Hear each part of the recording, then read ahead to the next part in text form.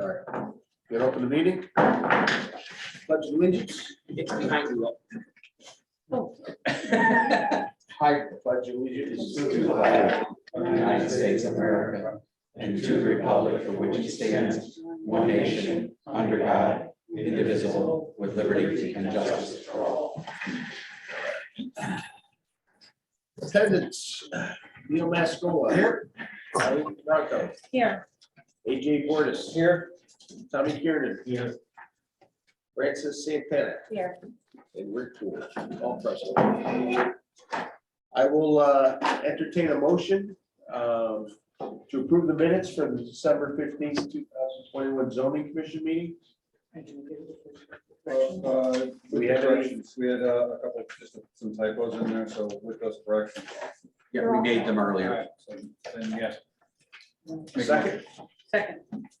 all in favor? Aye. Approved. All right, so We've got to what else do we do? wait to go to hearing. Yeah, we got 2 more minutes.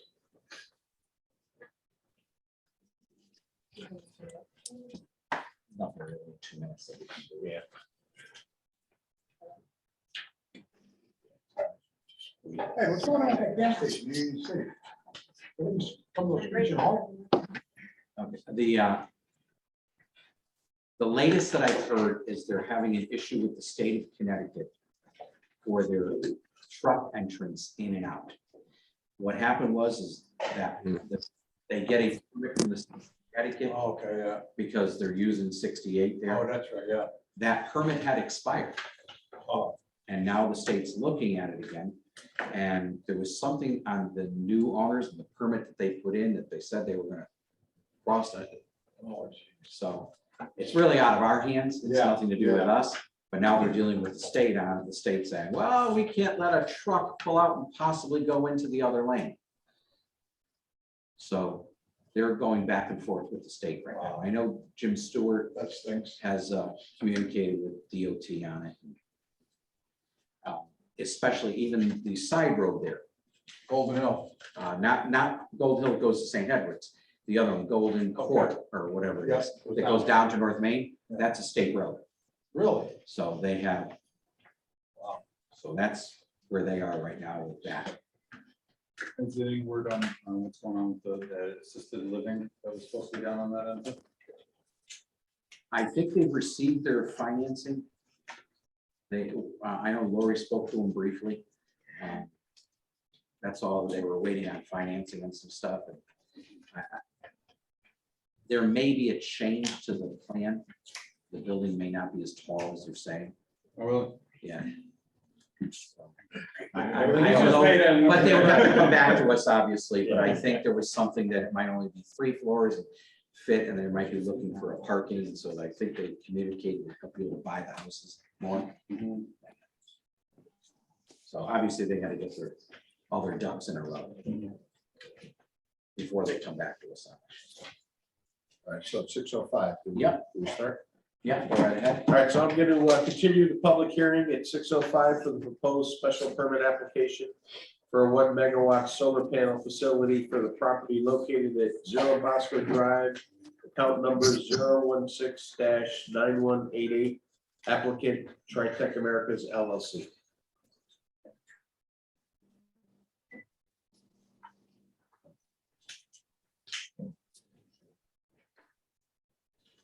Evening, everyone. For the record, Chris Gagnon, professional engineer at BL Companies, 355 Research Parkway. Here we are again in front of you all. Hope everybody had a nice holiday break. So this is obviously a continuation of the public hearing from the last few months, and it was continued in December because we had a few, I'll qualify it as minor items to clean up with the town engineer. As discussed at that hearing, it was our intent to respond to his comments in a timely manner to allow for everybody a chance to review the documentation. I am happy to say that we submitted those documents on the 22nd, something like that. Yeah, it was just before Christmas, I believe. Just before Christmas. So we hit that, deadline for everybody. And as a result, Mr. Stewart was able to review the documents, and he has provided a letter to the commission indicating that the applicant has addressed his engineering comments for the project, and that he recommends some conditions of approval as a result of his letter. I'm sure you've all received it, so I don't need to read it, but I just thought it was important to get on the record that we did indeed turn those comments around quickly for you for his review with the holidays and everything. So that has happened. Before you go any further, just say, I did provide that to you in your packets, the letter from Jim Stewart, it's dated December. Along with, there is an overlay I'm sure he's going to talk about, and the supplemental stormwater memo. And tonight, I gave you a couple of documents. One, when I received a review from Trinkus Engineering earlier this week, I emailed it out to you, and I told you I would also give you a copy of it at the meeting, which that's in front of you now. And then I have provided to you a letter that I received from the applicant in regard to a formal notice of application of zoning compliance to the borough. Okay, so we can talk about those. I just want to let you know what you've got in front of you, along with an updated print that was submitted to us. We received on December 23rd. That was in your packet. Okay, Chris. Go right ahead. Just to go back to the last hearing, one of the items that was commented on was the concept of building coverage, maximum lot coverage for this development. In this zone, 15% is the allowable max coverage. We did analysis, assuming the panels qualified for such, and the result of that is that the panels cover 13.3% of the lot. So the plans depict that now. So that was a technical data point that we wanted to make sure that we got covered. And then a couple of the other items in dealing with Mr. Stewart's letter was some revisions to the, I'll find it. Revisions to the outlet of the stormwater and some minor massagings of the grading of the basin to make sure we weren't going to impact any of the potential ledge that we have out there. Introduction of some check dams and some other things that he requested. For example, at this roadway right here, we have shifted the low point so that in the event that this little plunge pool here fills up and isn't going through the pipe, the low point of the road lines up with where the overflow would be to make sure everything goes into the basin. So it's just some finer details to the grading and layout of the basins, and based on Mr. Stewart's review of that submittal, he has indicated that this final stormwater revision met his requirements, and he has recommended approvals. Going also back to the hearing last month, a lot of discussion was about the concept of the offset related to tree clearing versus the solar development. And in my opinion, that conversation left out an important part. And that part is, this is a legal developable lot in town. Based on the zoning that it's in, it could be residential, it could have churches, it could have recreation areas, any number of things. All of those developments would require tree clearing to execute that, that development of the lot. So looking at it as tree clearing for solar versus leaving the lot as is, in my opinion, is an inaccurate representation of what actually will be going on this property. Whether it's a solar development or not, the owner of the property intends to do something with this lot. So the conversation related to tree clearing and solar, I think it needs to be a conversation related to the fact that this is a legal developable lot in town, potentially has access to water and sewer, which can help increase the level of development at the lot. So I just wanted to make that point to you all that it's not leave the site as is or clear trees for solar. It is clear trees for solar, which then does provide some carbon benefit return because it is helping feed the grid with energy that does not have a carbon footprint. It's tree clearing for that versus tree clearing for putting in a church, putting in some sort of recreation area. And then it also should be noted that all of those other development options also require a lot more pavement, a lot more earthwork, a lot more grading and drainage associated with it. So, in my opinion, it's important that we compare this to other potential developments that we could have out there. So I thought that was an important conversation piece. Additionally,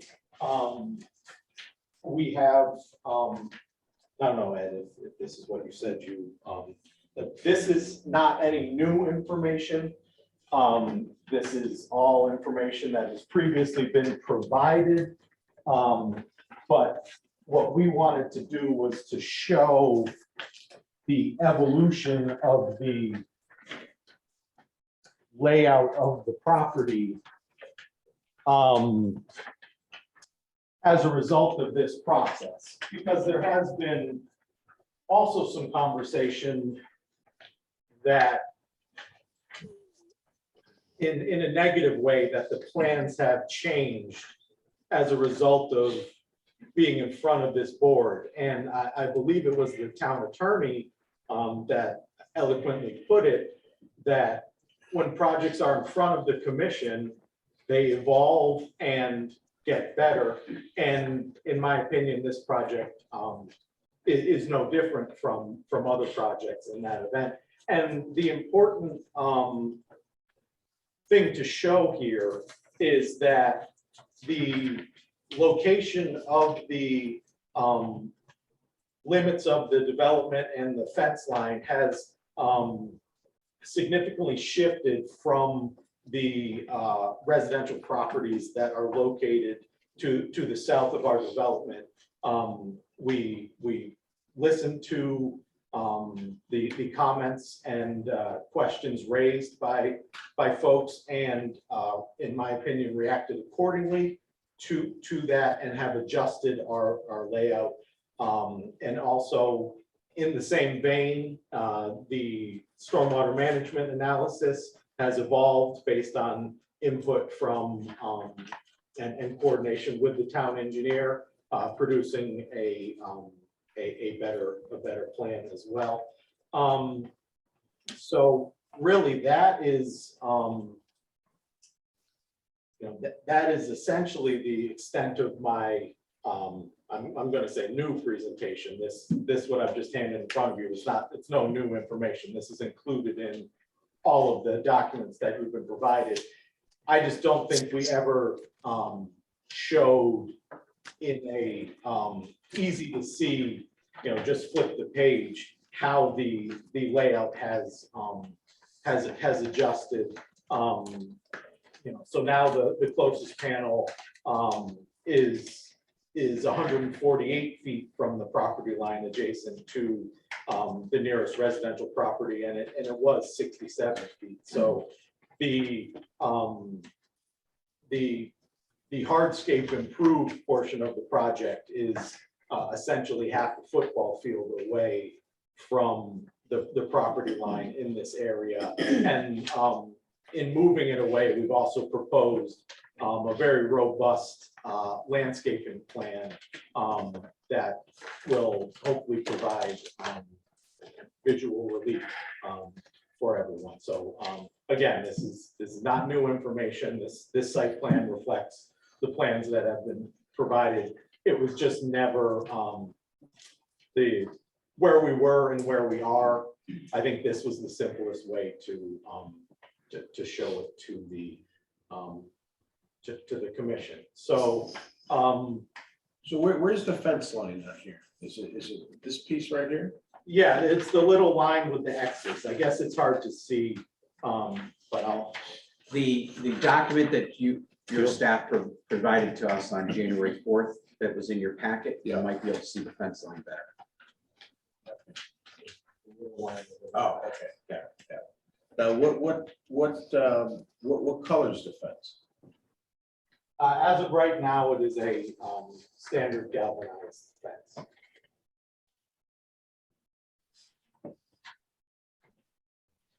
Would you be open to having it black?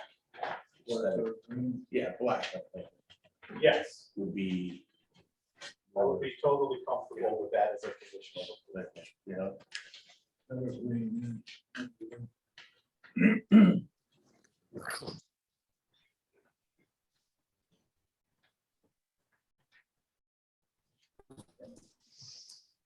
Yeah, and happy to accommodate the commission. In our experience, the black fences somewhat fade away, whereas you can see the green a little more, but either or would be just fine for the applicant. And that's the what height was that? It was 6 foot or 8 foot, or 6 foot, wasn't it? It was changed to 8. It was changed to 8, okay. Yeah, yeah, okay. 8 feet is in the.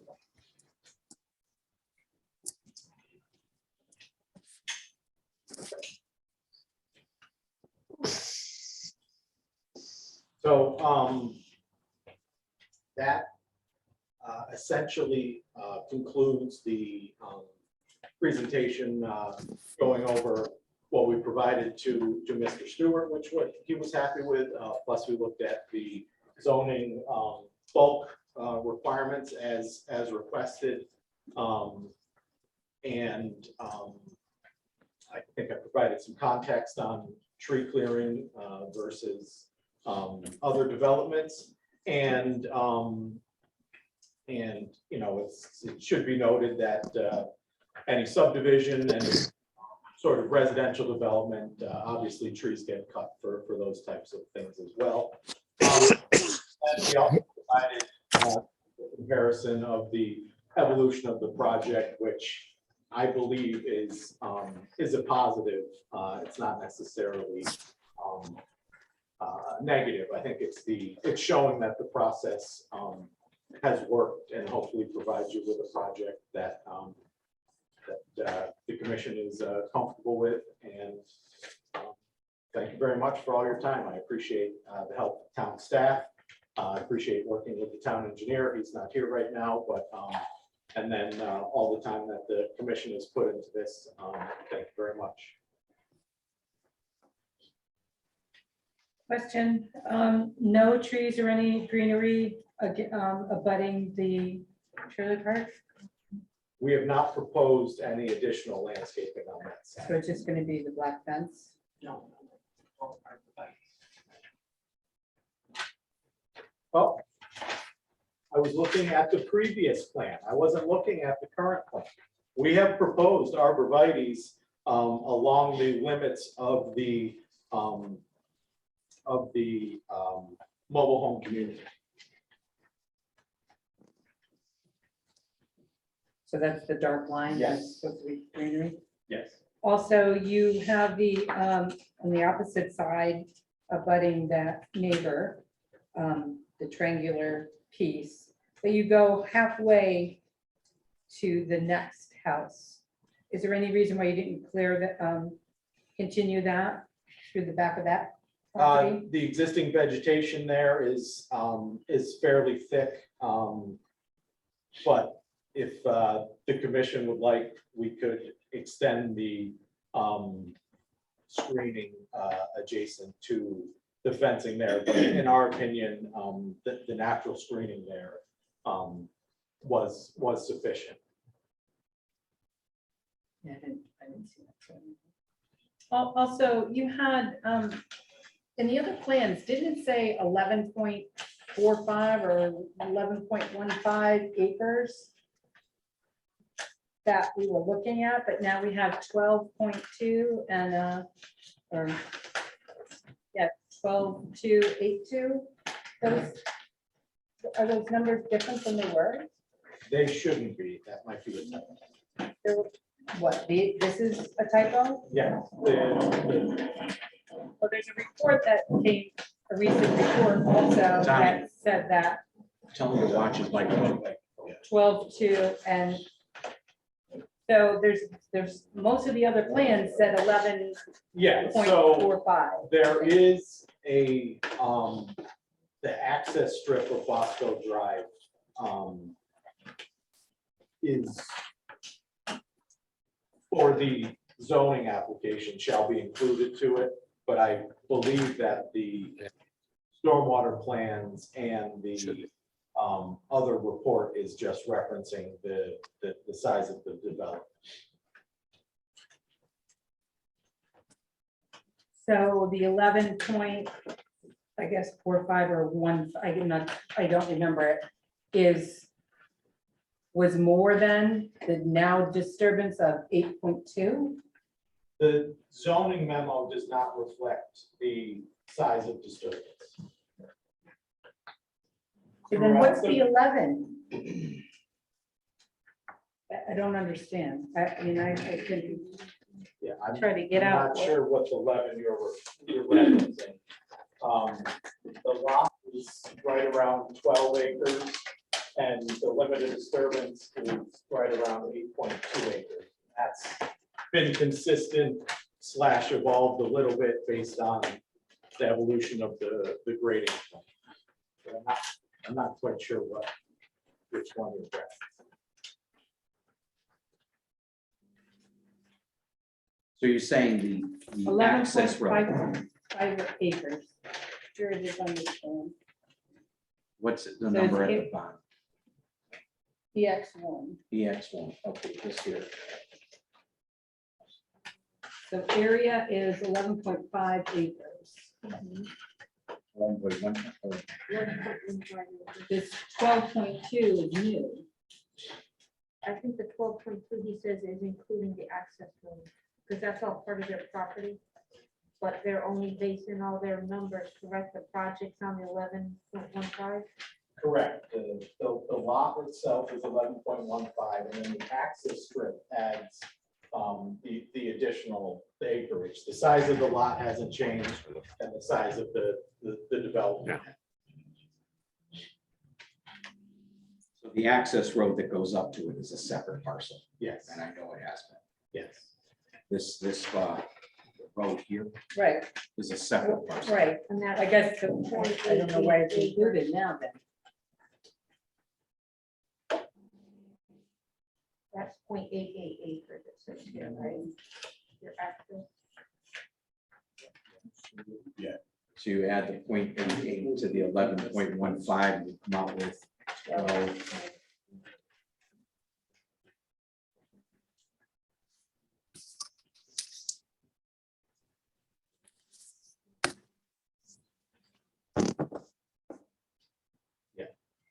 And then the road itself was filed on the record prior to this development. We need to do a minor lot line adjustment for that, but the size of the development is not, there's no changes to the size of the development from any of the previous. So this area here is the 11.5. Yes.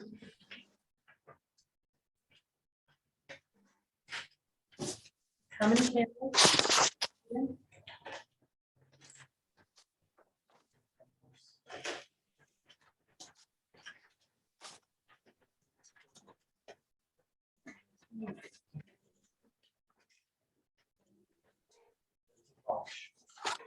I have that in my watch. Bear with me.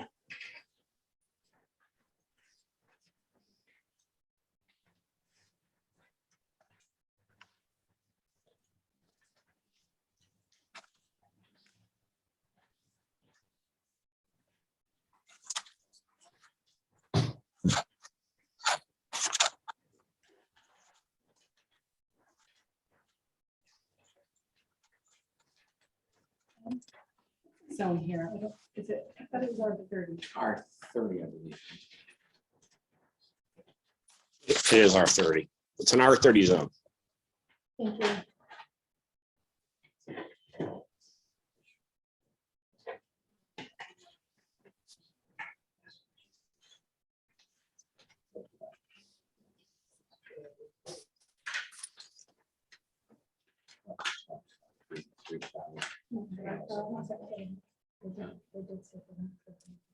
Yeah, I thought it was around 3,000 panels. What we said last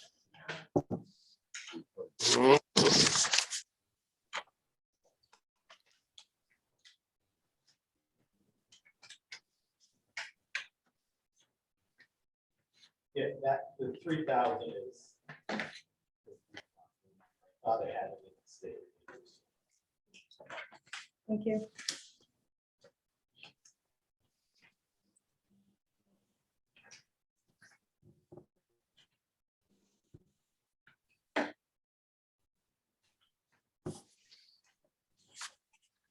You have any more questions for him? Yeah. 48 feet. Where's that to? Is that to the? That's to the closest panel to the property, Closest panel, to that property line. closest solar panel. Yes, Okay, so the road is closer. yes. How far is the fence away? The fence is another, the road is 12 feet wide, so the fence is another 15 feet away, so it's probably 130 feet from the fence to the property line. 130 feet from the property line to the fence? Yes. Going as the bird flies from the back corner of that residential property. And that's the shortest distance. That's the distance, yeah, that is the closest panel to that property line, and then on that line that we've depicted. No, not the panel, the fence itself. You got the Yeah. fence, you got the road, and you got the solar panel. Yes. correct? To the fence. Yes, How far? It's 130 feet? yes.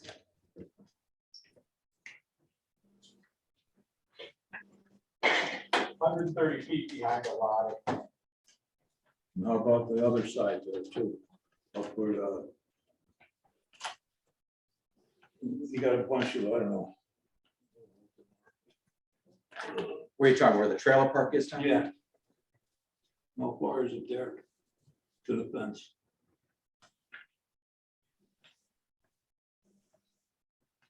The fence on that side.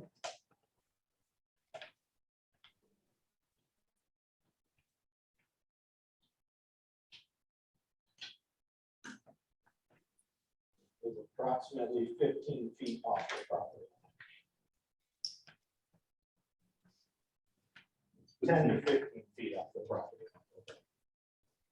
Enough room for arborvitae's. So the arborvitae's are between the property there and the fence. Yes.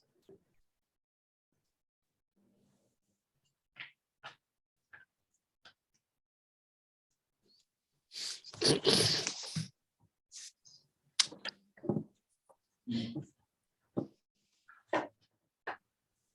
else there? No, just arborvitae's. I know the deer eat them a lot. It's, Yeah, we've heard that. you could see them on the side of the road. They're this big and then they.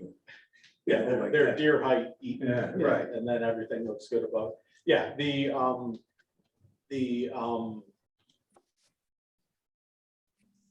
yeah, that is an option. It provides a nice buffer when it's not eaten.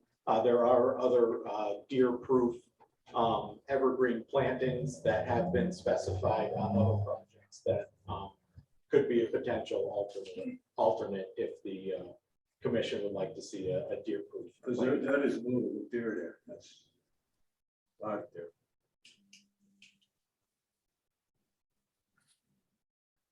That's it. Anyone else? So I just want to say, you do have, since you mentioned Mr. Stewart was not able to be here this evening. He's currently out of town. He will review this meeting, and anything that's presented tonight, he will go over. And he, as staff, he can make any recommendations to you at the next meeting or before the next meeting. Do we have to have a special meeting? Are we almost? out We of do time? not, we do not. As staff, he doesn't have to do it with a public hearing.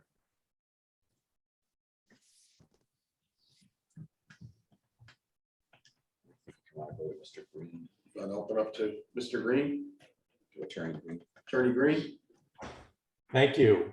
Good evening, Mr. Chairman, members of the commission, staff. Once again, for the record, my name is Joel Green. I appear before you on behalf of Inga and Anthony Oren, who own on budding property on Farmstead Lane.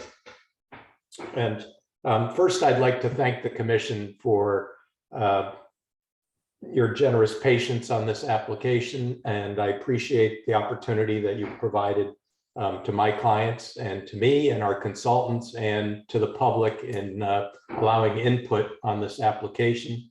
I know these are challenging times with the medium that we have to use with having Zoom and that sort of thing. But I appreciate all of your effort. The one comment I would make is that it's very difficult to, with the applicant being on site and with the public being off site, it's very difficult to follow the exhibits that are being presented.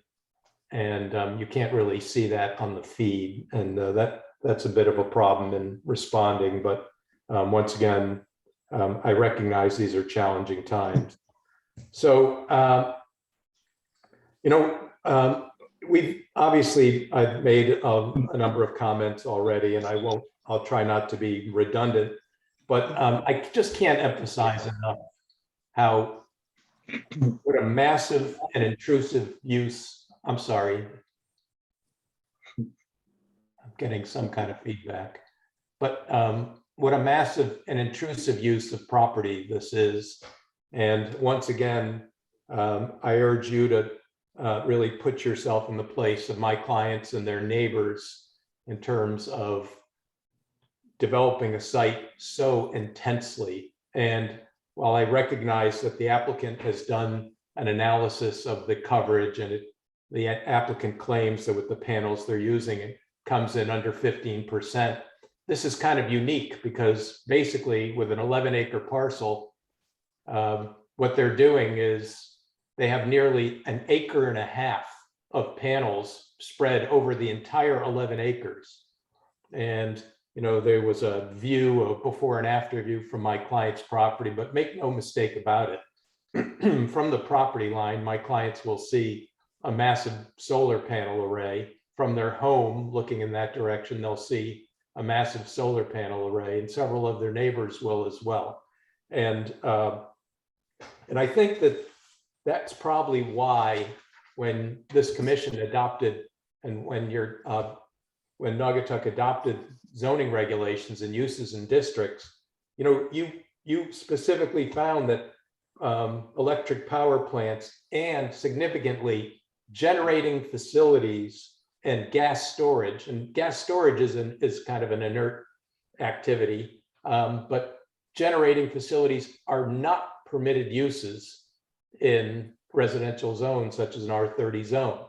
And while I know I've already addressed sort of the interpretation that was made, and we obviously take issue with the process of this sort of interpretive function that the commission plays in interpreting your regulation. And I just can't emphasize enough that basically this sort of facility spread over 11 acres is nothing like a power transmission tower. And really, you're taking an elephant and comparing it to a giraffe in that interpretation.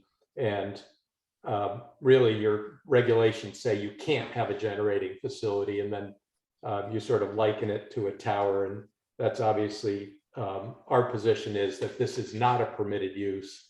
And this commission can decline to rely on that interpretation.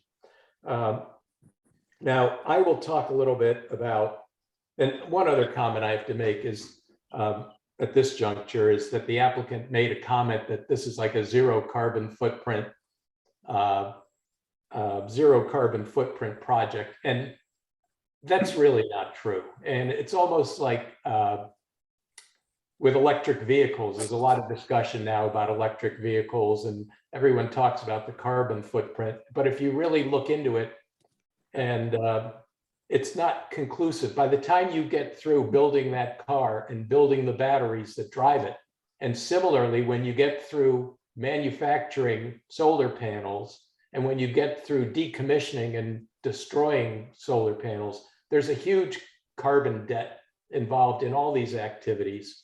And I'm not sure the script is written, but one thing's for sure, it is not a zero carbon footprint project, and no one would claim that, can claim that. Now, one of the problems with the presentation by the applicant is it's just been engineering.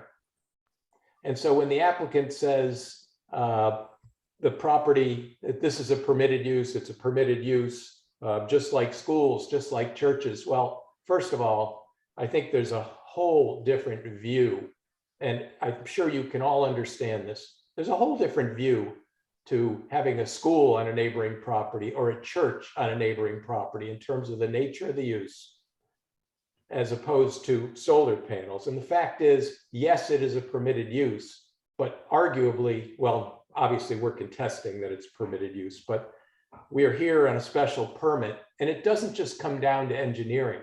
It comes down to the standards in your regulations. And interestingly, the applicant tonight sort of said, well, I'm going to address certain of the issues raised, but nothing, almost nothing that the applicant has done really addresses the standards in 33.5, the considerations, the general considerations, and the general standards in your regulations. And I'll discuss that in a moment. But while we're on the engineering piece, I know you were provided with a copy of the updated report by Steve Trinkus.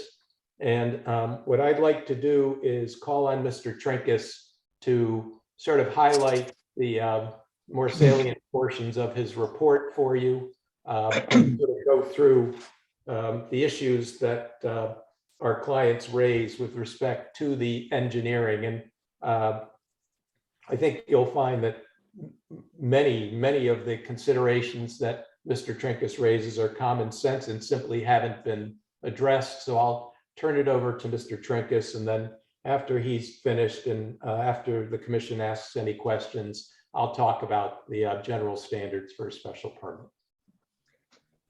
Thank you, Attorney Green.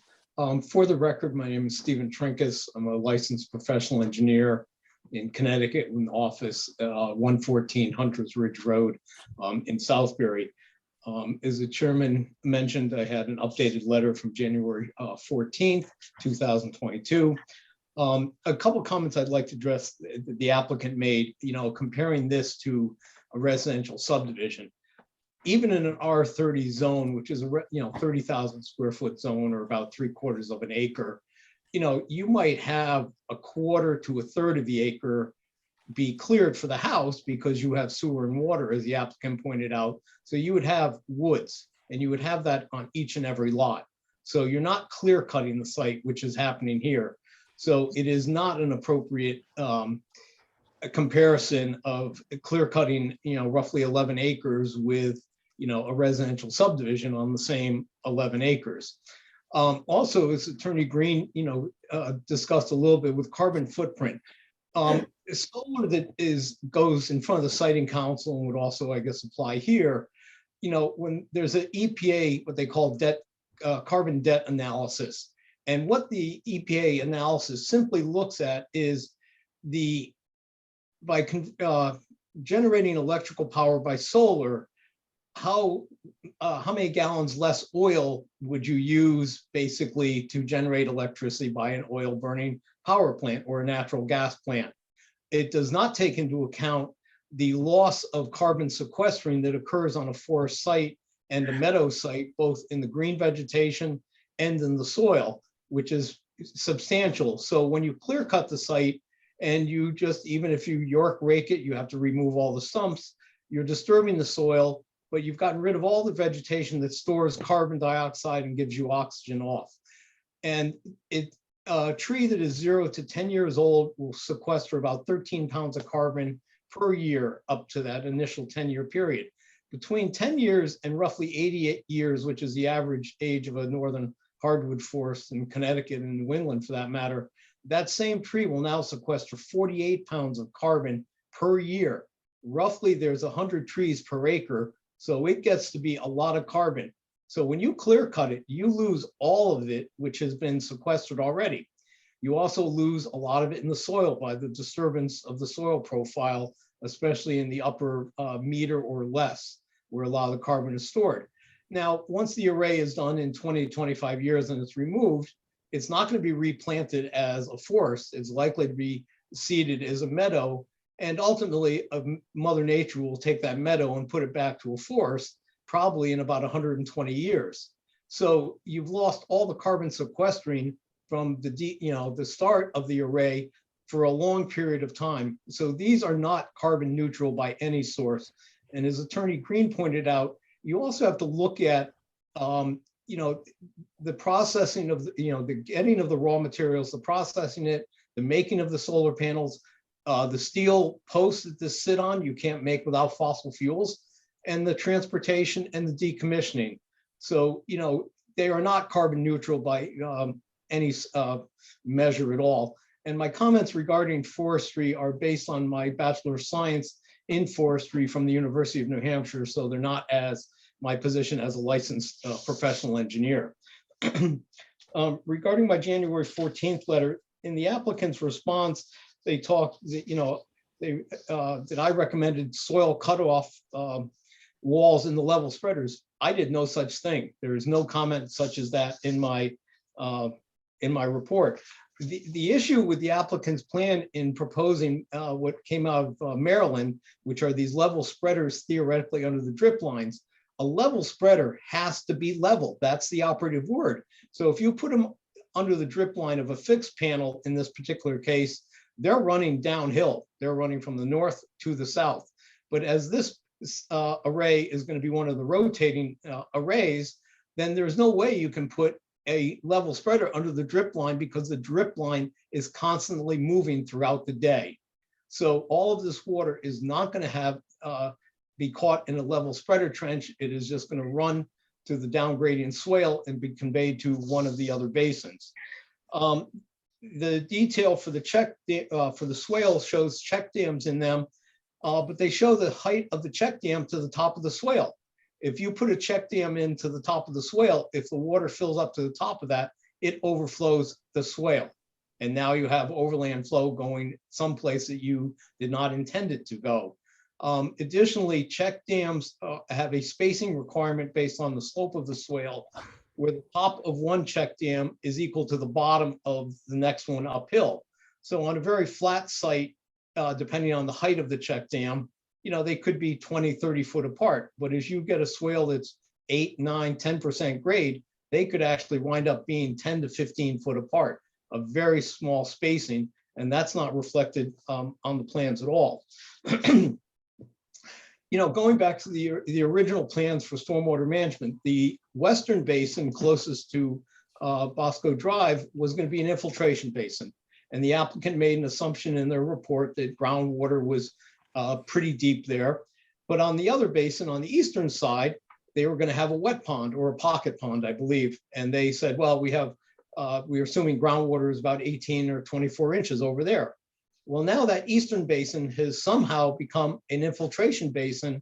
But if their original soil statement is correct that you have shallow groundwater there, then the infiltration basin will not work. That's the fact of life. You cannot infiltrate into a saturated zone at all. There is no test pit in that eastern basin. There is only one test pit, I believe, in the western basin. It's on what I would call the northeast corner of it. So we really don't know the soils in the eastern basin at all. The majority of the comments that I previously submitted on stormwater management have not been addressed. While the applicant has provided some photos of this rotating solar array, we have no idea what the type of mechanical system this is. Is it a motor system? Is the motors have hydraulic fluid in them? We have no idea. And hence there's a potential environmental impact if these are motors that have hydraulic oil in them, where if they have a problem or they catch on fire, you're going to have a discharge of oil onto the ground surface. And that's not going to be adequately treated. The basin berms, particularly for, I believe it's infiltration pond 1, are still greater than 4 feet above existing grade.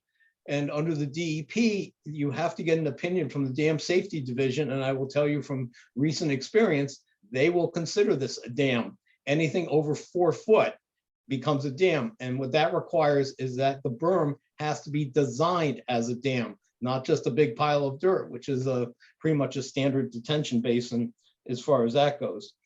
The applicant has level spreaders at the discharges of these 2 basins, which are basically a little bit of a riprap swale laid along the contour line.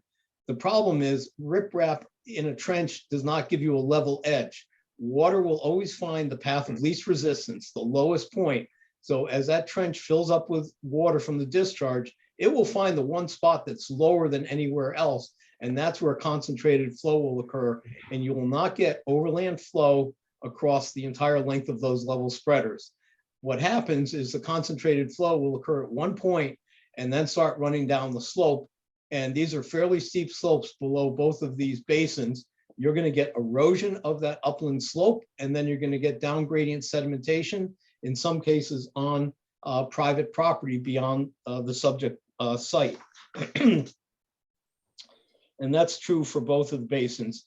The 2004 DEP Stormwater Quality Manual, which I understand is going, I believe, through some revisions with DEP, there are specifications for all types of stormwater practices, whether it's a wet pond, a constructed wetlands, an infiltration basin. And infiltration basins are not designed to accept all runoff as they're being asked to do here.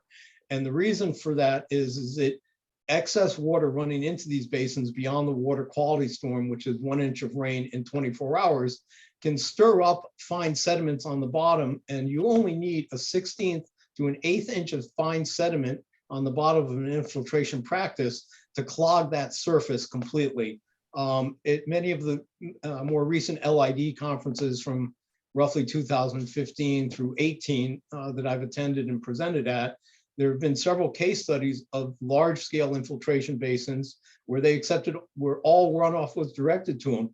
And this siltation and clogging occurred to the point where they made infiltration basins that were located in sand and gravel soils fail because that top surface got clogged because of all the flows there.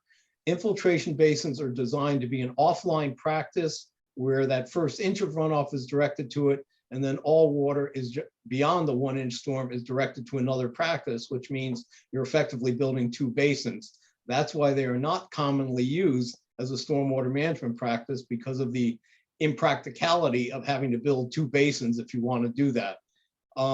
We don't have infiltration testing here. It's appropriate. What I believe the geotech did was they did borings, and then they filled the pipe which they put into the borehole with water, and they got an infiltration rate at the bottom. But that's a pressurized infiltration test because you have a column of water in a narrow pipe. Water weighs 62 pounds roughly per cubic foot. So you put it in a small vertical tube and it puts a lot of pressure on the bottom and it will force the water into the soil, whereas an infiltration test, which is generally done at the bottom or 3 feet below an actual infiltration practice with what's called a double ring infiltrometer, is only going into the ground 3 or 4 inches. And therefore, it's simply the capillary action of water moving into the soil that gives you an infiltration rate, not pressure that's pushing it in. There was another project I reviewed years ago where the applicant did a similar test and they claimed they could infiltrate into bedrock by this test. It doesn't happen. So we don't have data to know that these systems will work. And if they don't work, that water is going to adversely affect the neighbors to the southwest and to the southeast. And the swale that's being proposed is more of a very narrow ditch. It is not a water quality swale. It's a very narrow bottom. It's only, I believe, a foot deep. And if with the check dams as proposed can overtop, and now the neighbors to the south, including my clients, Anthony and Inga, can get water from the site.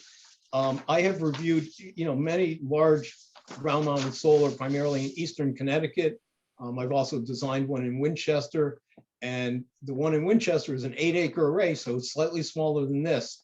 But I will tell you now that the panels are up, you can't see them from the road, but if I go down into the woods 300 feet, I can still see the panels because they're sloping uphill, and that's what's going to be the view from my client's property, because this site slopes from the south to the north. And even though there's a landscape buffer now with the actual panels being pushed back by their property, the land is going up and the panels are sitting 6 to 7 feet above grade. They will definitely be extremely visible. Regarding the proposed landscaping, arborvitaes, spruce trees, any type of conifer, they tend to grow taller initially before they get wider. So while they might get taller, the top of the tree is very, very thin, and it stays that way for years. I have some in my backyard from the storm we had back in 2018 that wreaked havoc in this area. And while the trees have gotten probably 3 foot taller, it hasn't gotten any wider at the top. They're very thin. They're almost like sticks. So they're not going to provide an effective barrier visually for 15 or 20 years until they get tall enough where the bottom starts getting bushy enough and then provides actual screening. But from an engineering perspective, the stormwater management systems here are not in compliance with the DEP manual. They will not function as intended, and they will fail over time and thus cause adverse impacts to the adjacent properties. Thank you.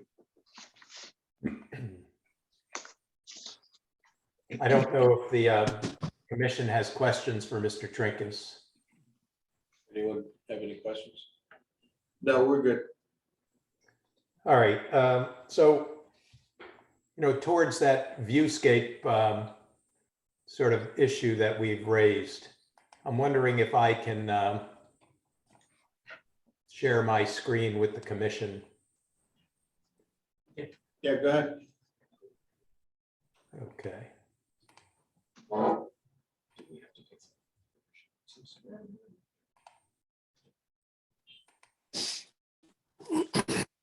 Screen at the bottom.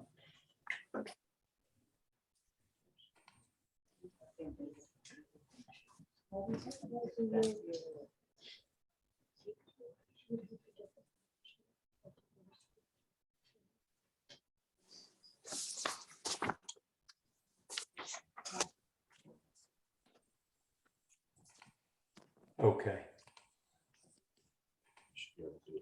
This, this rendering to me is particularly troubling. I know you have this in your packet, it's online. This is a view of towards the property from my client's property, on my client's property. And this is the after, and this is laughable. This applicant is suggesting to this commission all these flowers and all this beautiful landscaping and all these pink spring flowers, and the trees are in bloom. And it's just, I always just scratch my head when applicants submit these kind of photos as if they're selling property online. And I hope that this commission sort of understands that this is a fantasy. But from where this is taken, all you have to do is walk a couple of feet forward and you'll be looking at a sea of black solar panels glowing in the sun. And this is just offensive to me, but I just wanted to cover that. But it's certainly troubling to my clients, and it should be troubling to the commission. So as I said, the applicant spent a lot of time talking about engineering issues, but the applicant really failed to address the kinds of standards and considerations this commission has to consider in adopting and granting a special permit in this instance. And for example, under 33.5 of your regulations, the applicant really has to address, and this commission has to consider, the size and intensity of the proposed use and the size of the lot in which it's located. And as I indicated earlier, what neighborhood would you impose a solar farm that takes up virtually the entire site? And while I appreciate the applicant's effort at pulling it back somewhat from my client's property, there's a lot of properties around this site and by this site, and they didn't pull back from those properties. And it is just such a broad, vast use of the site. And I can't help but wonder, when this commission began considering solar panels in residential zones, whether you thought about what it really conjures up in everyone's mind. And that's kind of the notion that people would have solar panels on their homes, on the roofs, on garages, on other structures on the property, potentially sheds. And it is difficult for me to conceive that this commission, in interpreting the regulation, ever conceived of such a massive and intensive commercial use. And it is a fully commercial use in a residential zone. And it really, and when the applicant compares it to schools and churches and uses of the town, those are not for-profit uses.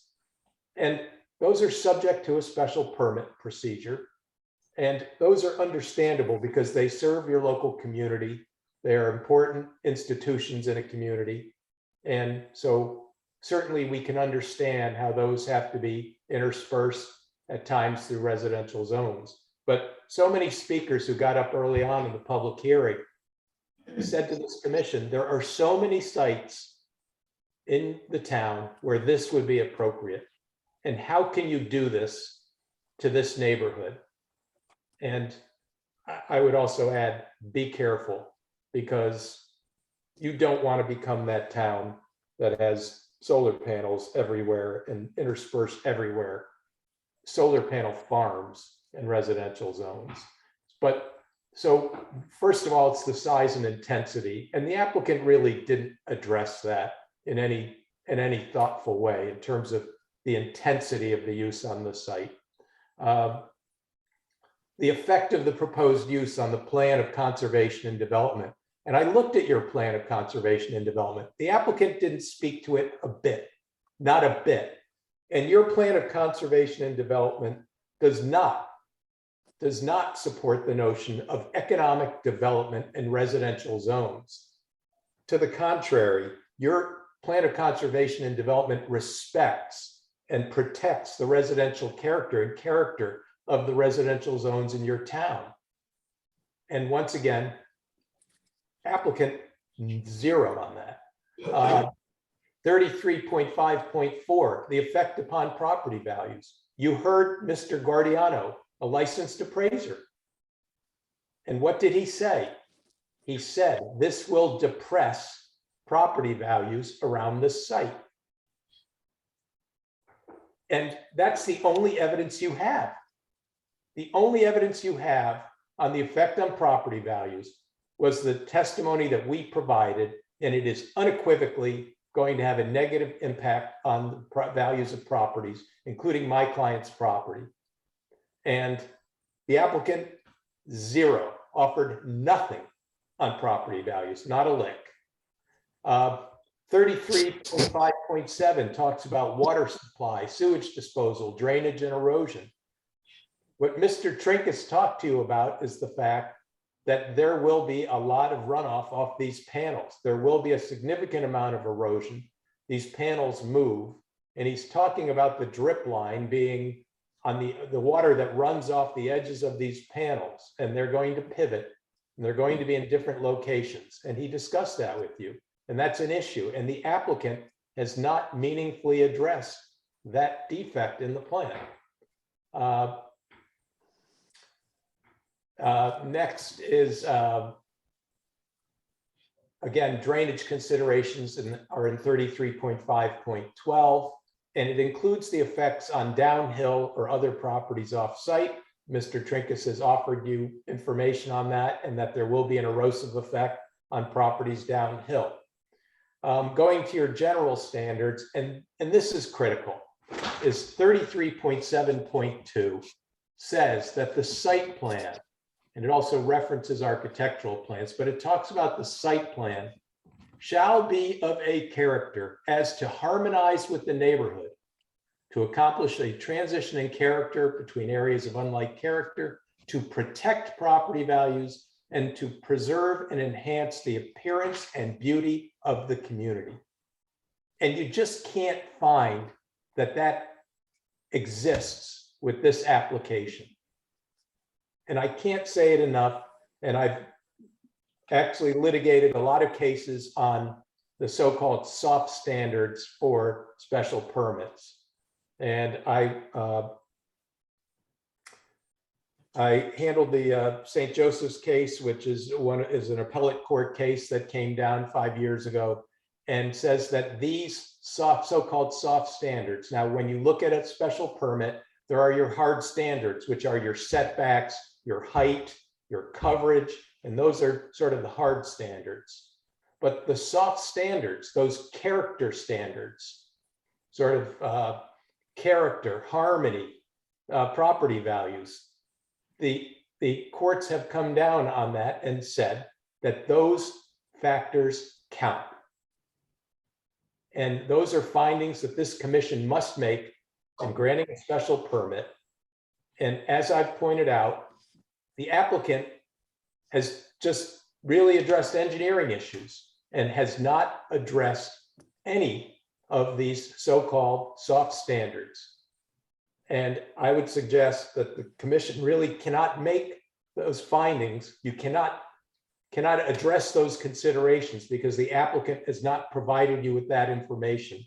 Whereas my clients and so many of the speakers that got up before you presented real and common sense concerns to just plunking an 11-acre solar farm in the middle of a residential zone. So I just can't urge you enough to deny this application and to sort of learn from this application, to recast your regulations in terms of what you're going to sort of what you're going to allow where your citizens in your town live. And I think this provides a departure point for this commission to look at these kinds of facilities. I think working with your zoning officials in town, I think you can fashion a regulation that really protects and addresses the standards, again, that would apply to a special permit. Once again, it is our basic position that this is not a permitted use because it is an electric generating facility. And by interpretation, to call it basically an electrical tower we don't think is fair, or frankly won't withstand review by court. But in any event, I think that there are just so many holes in this application that really the commission should decline to grant it. I'm happy to answer any questions that the commission has. Attorney Green, Ed Carter, I have one question for you. When you referred to the St. Joe's case, was that the case with the lighting of the athletic fields? Correct. Correct. St. Joseph's High School versus Planning and Zoning Commission of the town of Trumbull. Okay, thank you. And in that case, as you may recall, they wanted to install lights on the football field. The football field had been moved behind homes that had actually been sold by the school to neighboring properties. And then years later, it was, they did move the turf field to right behind those homes, and they wanted to put in lighting that would allow them to have games on Friday and Saturday nights. And there were concerns raised about traffic. The lighting would shine into people's homes, the noise and that sort of thing.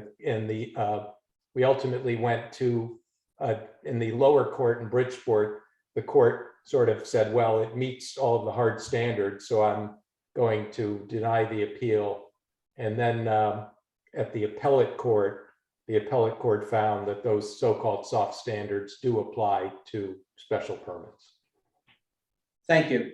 And as I understand it, the courts are looking at that now, once again, and reviewing that body of law. But that is sort of the state of things at the moment. Commissioners, any questions? Not a chance. Is there anyone in the public that would like to make a comment?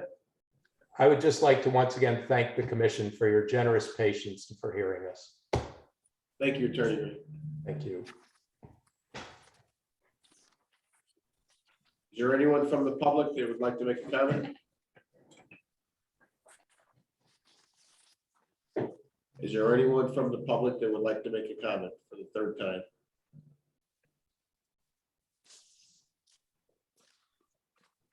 Okay. So, Well, at this point, as you can see by the agenda, unless restricted, or I'm sorry, Mr. Gavin was going to state something. Yeah, I just wanted to stand up here and thank the commission for their time and consideration of this project, and your patience with me and the applicant. Thank you very much, and we look forward to being a important member of the community, because we care about what we're doing and work hard to provide a solid product to the property owners and to be respectful of all the neighbors. So thank you very much for your time. Well considered. So I do see our attorney for the borough, Ned Fitzpatrick, is on with us also. As you can see by our agenda, it does have our time constraints. We have used 55 days of 65 days of extensions at this point. And Is the plan to close the public hearing, Ed? the plan would be to close the hearing. And I just wanted to make sure that Jim Stewart, like as I said before, will review the report from Steve Trinkus from Trinkus Engineering, and will review this public hearing. He's going to be able to listen and see it. And he will be able to make any recommendations as staff to the commission, correct, Ned? Yes. Now, is the applicant requesting an extension of the public hearing or not? I don't believe so. It's my understanding that it would only be for a handful of days. Correct. Yeah, so no, we Okay. we respectfully request that the hearing be closed. I don't have any other testimony or. That's fine. Very well. So I'll accept the motion. Well, You would just close it. You don't have to do a motion. Oh, okay. All right, so then Need a motion. I'm gonna close the meeting on the solar farm for Bosco Drive, The public hearing. the public hearing, and the time is I see 7:12. 7:12 on January 19th, 2022. Officially closed. Thank you. So Jim will review everything. And He could provide, yeah, he said he would provide information back to you okay, to, if he saw anything, and he hadn't had a chance to see that's fine. the response from Steve Trinkus. All right. That if he saw anything there, he would report back. Okay. All right. Everybody good? All right. Will we be able to talk to Jim? Yes, Question him? because Jim is staff, Right, so he can present to staff to you. Right, the and next give you meeting. any, yes, Right. yes. He can respond to All right. anything that he sees that he might have missed. Right. If he thinks something.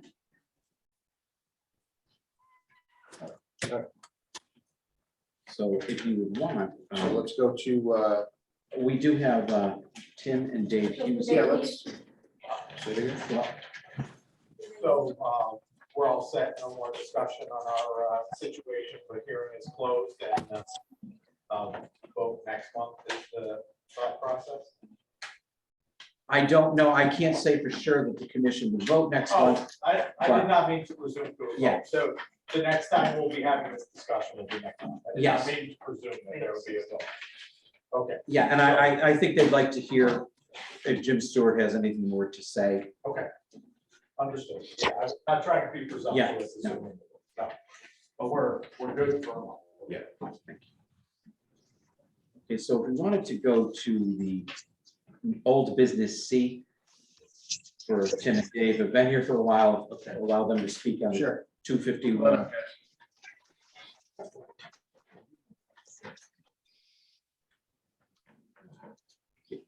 Let's set here.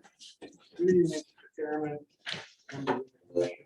My name is David Hughes, professional engineer, registered land surveyor. I have a revised or updated. No solar panels on this job. I just want to hand this out so everyone can take a look.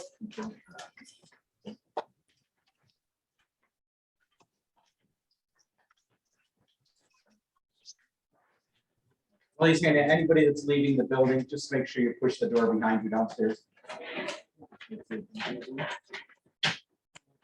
Yes.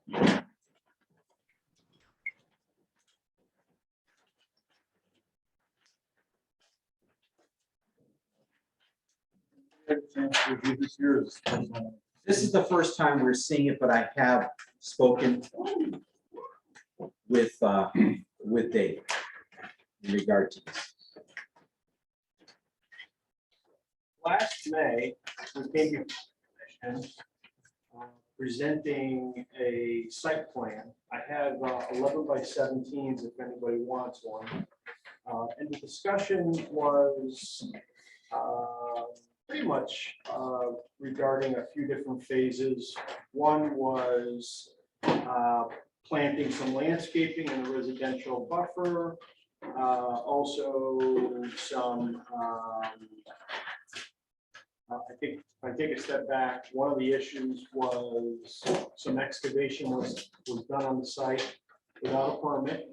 All right, and then the owner, Tim, had, I believe, put an application in, and Ed wanted to see a plan of what we were proposing.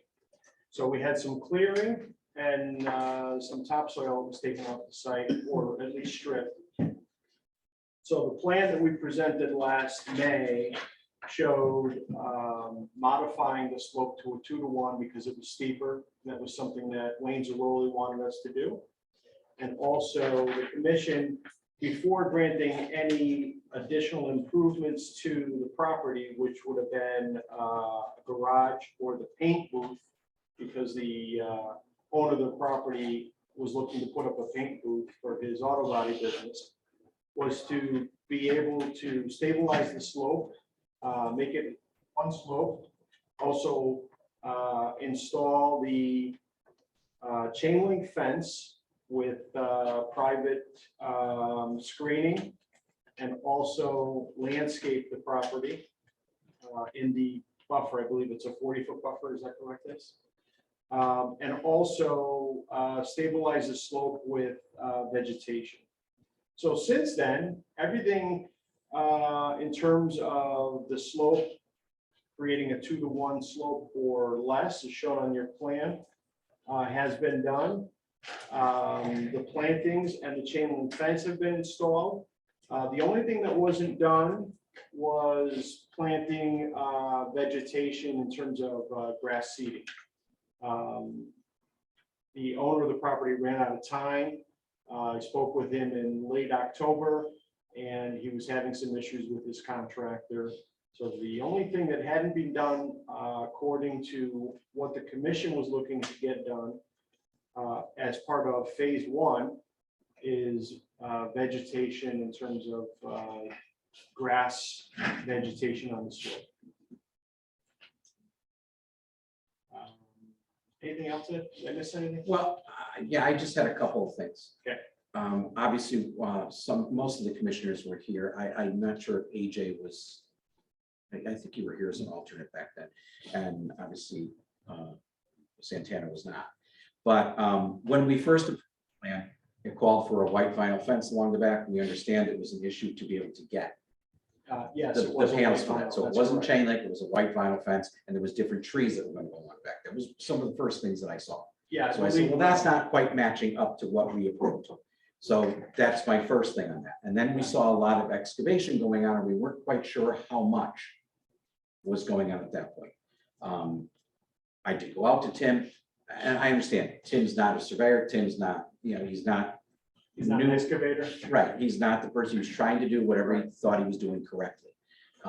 But in my conversations with Tim, I got the opinion that he was thinking this was a working document, that we could be changing as we go. And I'm like, that's not how it is. If you are going to start changing things, you should be letting us know as to what's going on. We did approve. It was more of a At that time. remediation plan. Right, but we did approve at that time that the bank would be taken care of. We'd get an answer back on that, and then we'd look at the building being done, that it would be seated and stuff like that. My concerns were, when I saw the excavation, was how close you were getting to the back property line. Mhm. And I saw that bank was getting close to that 15-foot minimum that we allow. Okay. And I was concerned about how much dirt was removing. So one of my, and I'll look back, I did my minutes here from October and November. You were not here, Dave, but Tim was here. And just a couple of things that I brought up from the October meeting that Tim came. And the 8-foot chain link fence have green screen for more privacy to neighbors. That was presented to us. I thought that was, we agreed that wasn't a bad thing on that. And I'm not saying anything that Tim has done has been a bad thing, but we asked about the 2 rows of green giant arborvitaes on the bank. 12 more were delivered, or 12 more delivered next Wednesday, which will be installed. Has that been done? So those were all finalized. So these are the things that he came to us in October and mentioned to us. I also believe at that point, the screening on the fence has now been finished at this point now, because at that point it had not been finished. This was October. Tim explained it's not up yet, but then that is now done, you're telling me. And I asked about the drainage on the top and the bank. I saw pipes getting put in the bank, drainage pipes. And that was not on our initial plan. Not necessarily as a bad thing, but we're understanding that water was coming out of that hill. That was the sole reason of all this. We had a water issue going on there. So I'd asked, well, we've got to get that on the plans. And then further on, Tim will come before the commission in November with his engineer. I explained he could work on finishing the fence, clearing the trees, and grading the slope to 2:1. The drainage was discussed in detail about the drainage that we saw up there. I'm just going into the facts of how we got to this point All of for this makes sense. some people that may not have been here. We also questioned, it says, Tim also had temporary drains in around the driveway. It was questioned why he states they are temporary. So again, we were trying to understand, well, what's a temporary drain compared to what's something that's gonna be there permanently? Yeah, I and think stuff the like catch that. basin that's in the gravel parking area is a permanent drain. Which is shown on the plan. Right. Also on the plan is a curtain drain that runs from the northwest corner along the neighboring driveway and runs around going back south towards the catch basin. So that was installed. Yeah. And it's a curtain drain. It's picking up water. Yeah. Okay. Which we knew was Right, but necessary. we do have some water coming off of that slope. We do have some groundwater bleeding out. Obviously, when the vegetation gets planted in the beginning of or middle of April, that's gonna resolve some of that problem. Okay. Okay, So just, that is shown on the plan, though. The curtain drain is shown on the plan right now. yeah. Okay. Yeah, you're not talking about the French drain, you're talking about the curtain drain. Both of them, both Okay, of them. The French drain above is shown okay. on the current plan, and so is the, Well, I see the French drain and I see where the curtain drain is because that's something we had discussed with Tim prior yeah. and said, yes, and you can connect it down to, so we understand all that. The French drain, I'll ask about in a second. Yep. Then November came, and at that point, Jim Stewart and I had met with Tim out at the property just to discuss what we're seeing. Mhm. And again, we asked to be able to have you come, put on writing, start telling us what's going on. Jim was concerned about the amount of material that was being taken off the property at that point, whether it was going to hit to the point of a special permit being needed, which would be 1,000 cubic yards. And we weren't able to really figure that out. I think it's important to let the commission know that we did talk with Wayne Yes, about taking material off the site. previous to this. Right, previous to this, to make sure that we can maintain the 2:1 slope or create it, we could take some material off the site.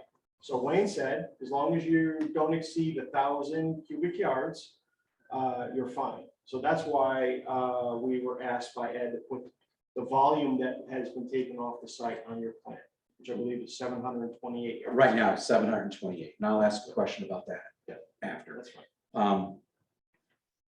And then we asked him to have his engineer, which would be you, come present to us. We understood there was a timing issue going on. Yeah. You and I had spoke about that. And so that gets us to this point here.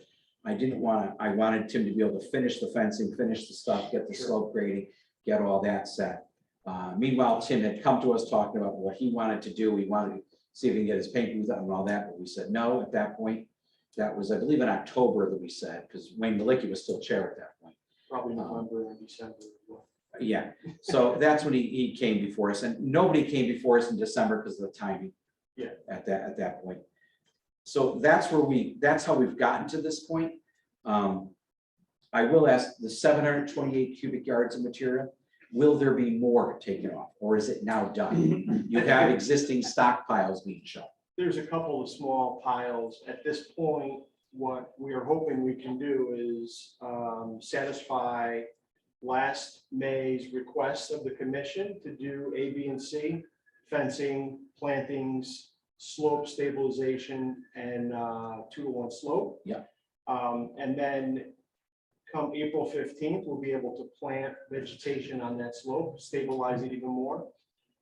In the meantime, we want to be able to put together a site plan to put isolated new garage and have that come before the commission. And obviously, we wouldn't be starting that garage until the vegetation was stable on the site. So that's what we're looking to do, looking to move out of phase 1 and start the design of phase 2. come before the commission, probably not next month, but probably the month of March, which means it'll probably take us at least a couple of months to get approved. And during our approval period, we'll have the vegetation on the soil. Which is something you and I had talked about. And Tim is on board. Yeah, He's and- ready to go. So And I let's- will say this, is that in my conversations with Jim Stewart about this, we never necessarily had an issue with the way the slope is right now. That we thought it was working. Our concerns were how much material came off and what are the other things that we have seen. Now I'm gonna get back to the French drain. Okay. Okay? Yep. Previous to this all happening, that was all woods and it was this, that. So You go back to the beginning. to before we got involved in this because we saw activity going on back there. Right. And again, there was a time when I had met with Tim 2 years ago or maybe longer, that there was a site plan that was approved for expanding the parking area. And I told him what that was. And I think Tim just went a little further and started going with removing the trees and everything like that. My question is, the French drain was never proposed before. I didn't know it was in until I did the survey a couple weeks ago. Okay, so what I'm saying is who put that in? When did it get put in? Who gave the authority to put that in? Probably Tim's contractor who decided that that was a good idea. Okay. That's my guess. So when we're We looking can back ask at, Tim. Tim's that correct? That was his decision to do, yes. okay, so that goes back to one of the things I was stating, that if you're gonna be making changes to the plan, Should be asking. you should somebody. be telling us what you're doing. Yep. Um, Understood. And I'm not saying that that's a bad thing to have, we all know there's water coming off of there. Right. Jim Stewart and I have looked at that. Yeah, at the end of the day, after Tim is done doing all the development that he wants, the French drain up on the top of the hill by the chain link fence is actually gonna be a positive. It's just that they did it without asking anybody. So, So my only other thing is when I was there previously, I did see a pipe getting installed on that embankment. Okay. And yet I don't see it on the plan. Is it? pipe getting installed on the. what do you I mean was by there that? one time, Tim, and I said to you, what is that drain pipe that's up at, not, yeah, it was near the Are you talking top. about the French drain? Talking about the same. Well, I didn't know if that was the French drain or what it was, because I was told that was gonna connect on down. I don't see Yeah, that that makes connecting. sense. That would be the French drain. Okay, and It's but not is it, connected yet. it's not Not connected, connected. because we had discussed stopping that. Okay. So you will be, so on your revised plan, you're going to be showing us the connection. Absolutely. Okay, Yeah, unfortunately, I think Tim has somewhat of a partnership with the site contractor, and I think that the site contractor is leading him in directions that we probably wouldn't necessarily lead him without having commission's approval. So, but his partnership was a trading of labor. Can you fix my truck and I'll do your site work? So I'm not justifying what was done. You know, last May we came in and Tim apologized for all the work that was done, and we did everything we were supposed to do with the exception of adding the curtain drain or the French drain, which at the end of the day will work in a positive, will be a positive thing, but it's there. so in an answer then, on December 2nd, I issued a notice or a letter to Tim in regard to our section 42 earth excavation filling grading to our zoning regs.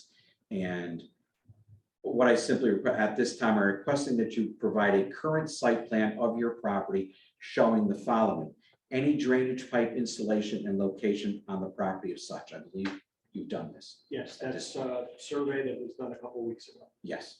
I also asked any installed fencing and landscaping activity in the required 40-foot buffer area to be to a residential zone. I asked you to show me what was going on there, because again, this was different than what was on the original plan we approved. I wanted to see what's now been done. And again, Yeah, there were some variations. my concern was we have a regulation that you cannot be within 15 feet of a property line. And I wasn't sure, I wasn't gonna climb up a muddy embankment to measure myself. I'll let Dave do that. There you And But put that in. each symbol, excuse me, each planting symbol represents an actual tree that's been planted, so. that- Which is on the plan that you're Right, So showing. you can actually count how many trees. Which, but again, if you look at the plan we approved, it was different in the type of tree. And so I just wanted to get current.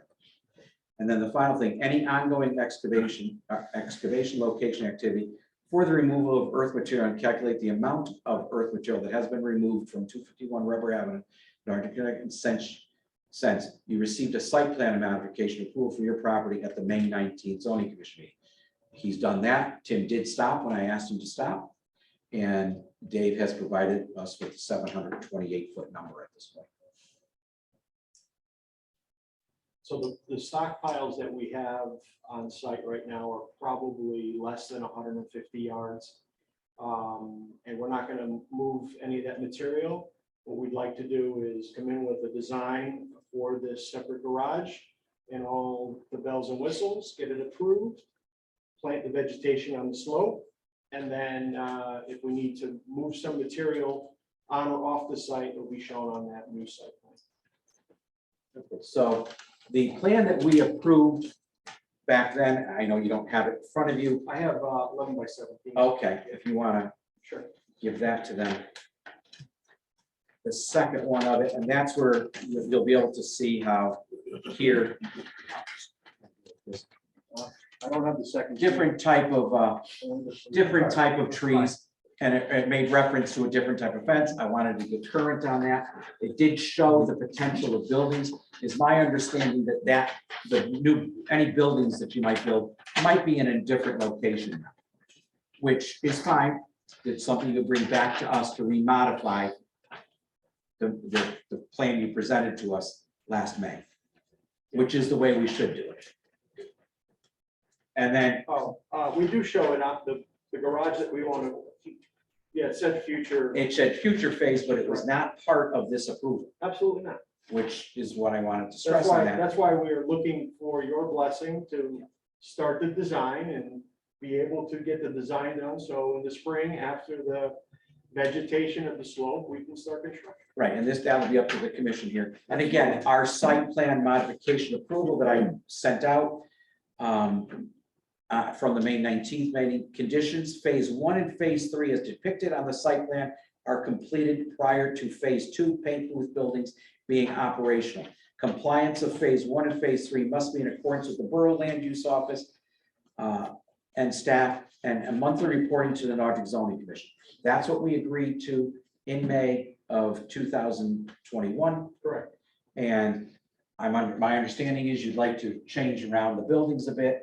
Yeah, the only difference is I don't think we're gonna have that small paint booth. We're gonna. Right, which you take that off. Right. And then, again, our agreement still is that you will meet phase 1 and phase 3, which is the landscaping buffer up there and Absolutely. spread seed, topsoil disturbance. Right. So at this point, the only thing, the seed is the only thing that hasn't been put down Correct. for obvious Yeah. reasons. Now I can say I'm done. I don't think there's anything we have to necessarily approve. This was, again, an update. An update that we've been asking for. We just want to make sure that we can move forward with the next phase as well. I think that's, we've done everything we said we were gonna do. We have one last bid that we couldn't do because it was the end of October by the time we had the resources and we knew that the seeds weren't going to germinate. Yes, so I don't expect, there's no reason for you to come in February. There's Well, not much. I'm not going gonna on. have the site plan done. Right, until that's what I March mean. anyways. If you want to come back in March with a revised site plan, then the commission, that's just a new update to us. And then we'll have hopefully answers on the seating and the other stuff. That's fine. As long as we can move forward with the design, we're fine. If that's okay with the commission. That's good. Beautiful. All good. All right. Okay, Okay, thank you very much. thank you, Thank you, Ed. thank you. Have a good evening.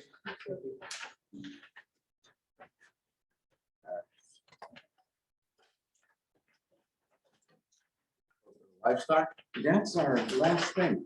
all right. Commission discussion to review the livestock poultry regulations, the Norfolk zoning regulations, applicant Borough Dog. Yeah, so as you guys know, you closed the public hearing last month. And we talked about some of the wording. And on December 16th, our meeting was the 15th, on the 16th, I went in, while it was still fresh in my memory, I tried to make any updates that I saw on it. You're welcome to read through this now as to what I remembered from that meeting and if there are any changes.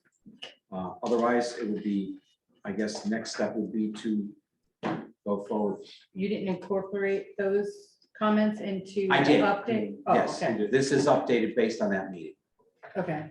Now, I'm trying to remember back a month, if I'm to tell you exactly which things I changed. I will try my best to remember that. I think it was just some of the wording that we used.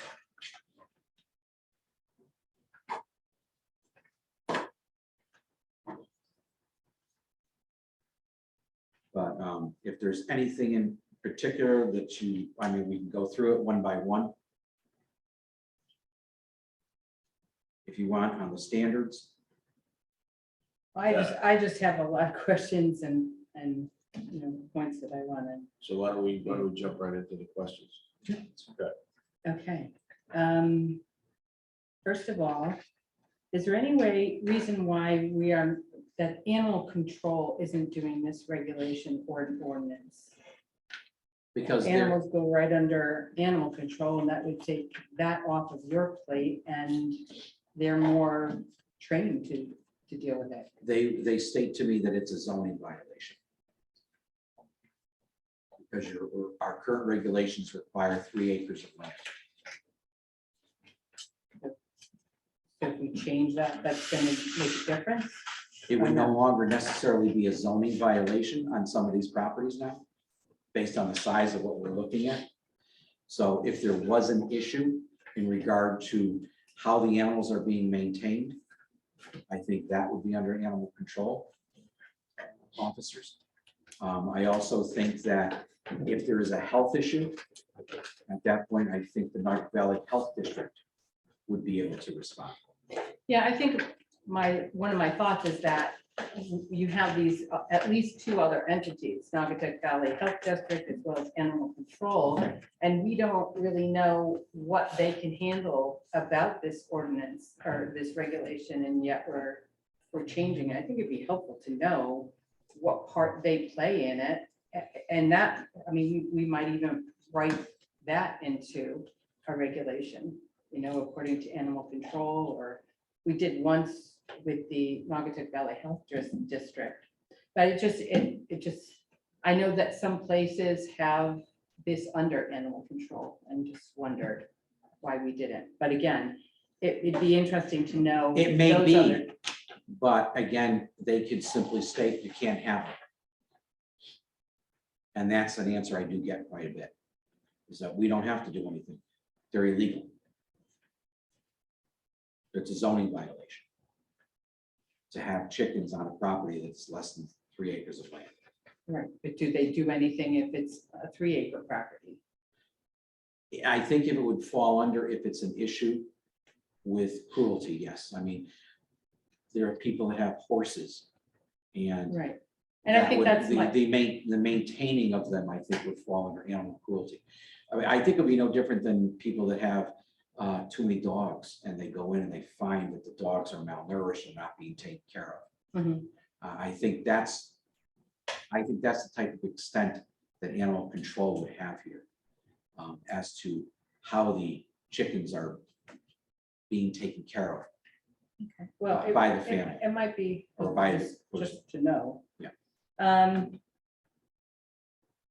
Also, one of the things that was mentioned that we're going through from 3 acres to a ½ an acre, which is a huge change.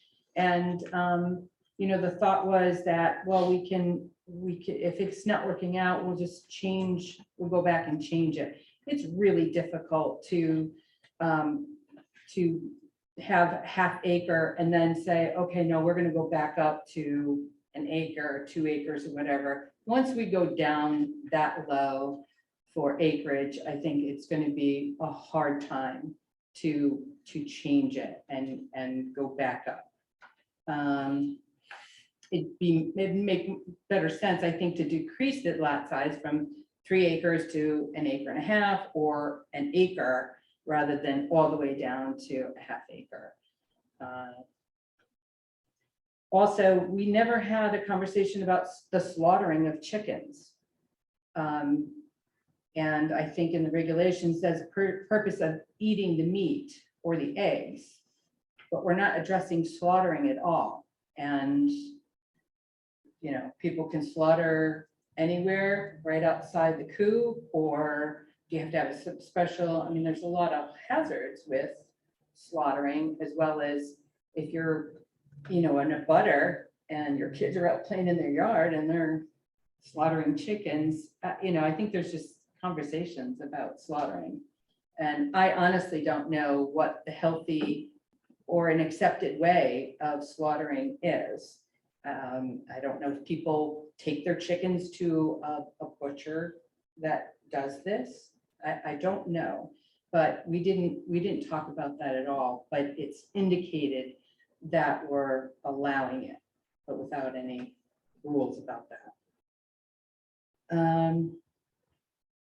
And also we're talking about roosters, and you can't have roosters, but we've also been told that you don't know that you have roosters until they grow bigger or something.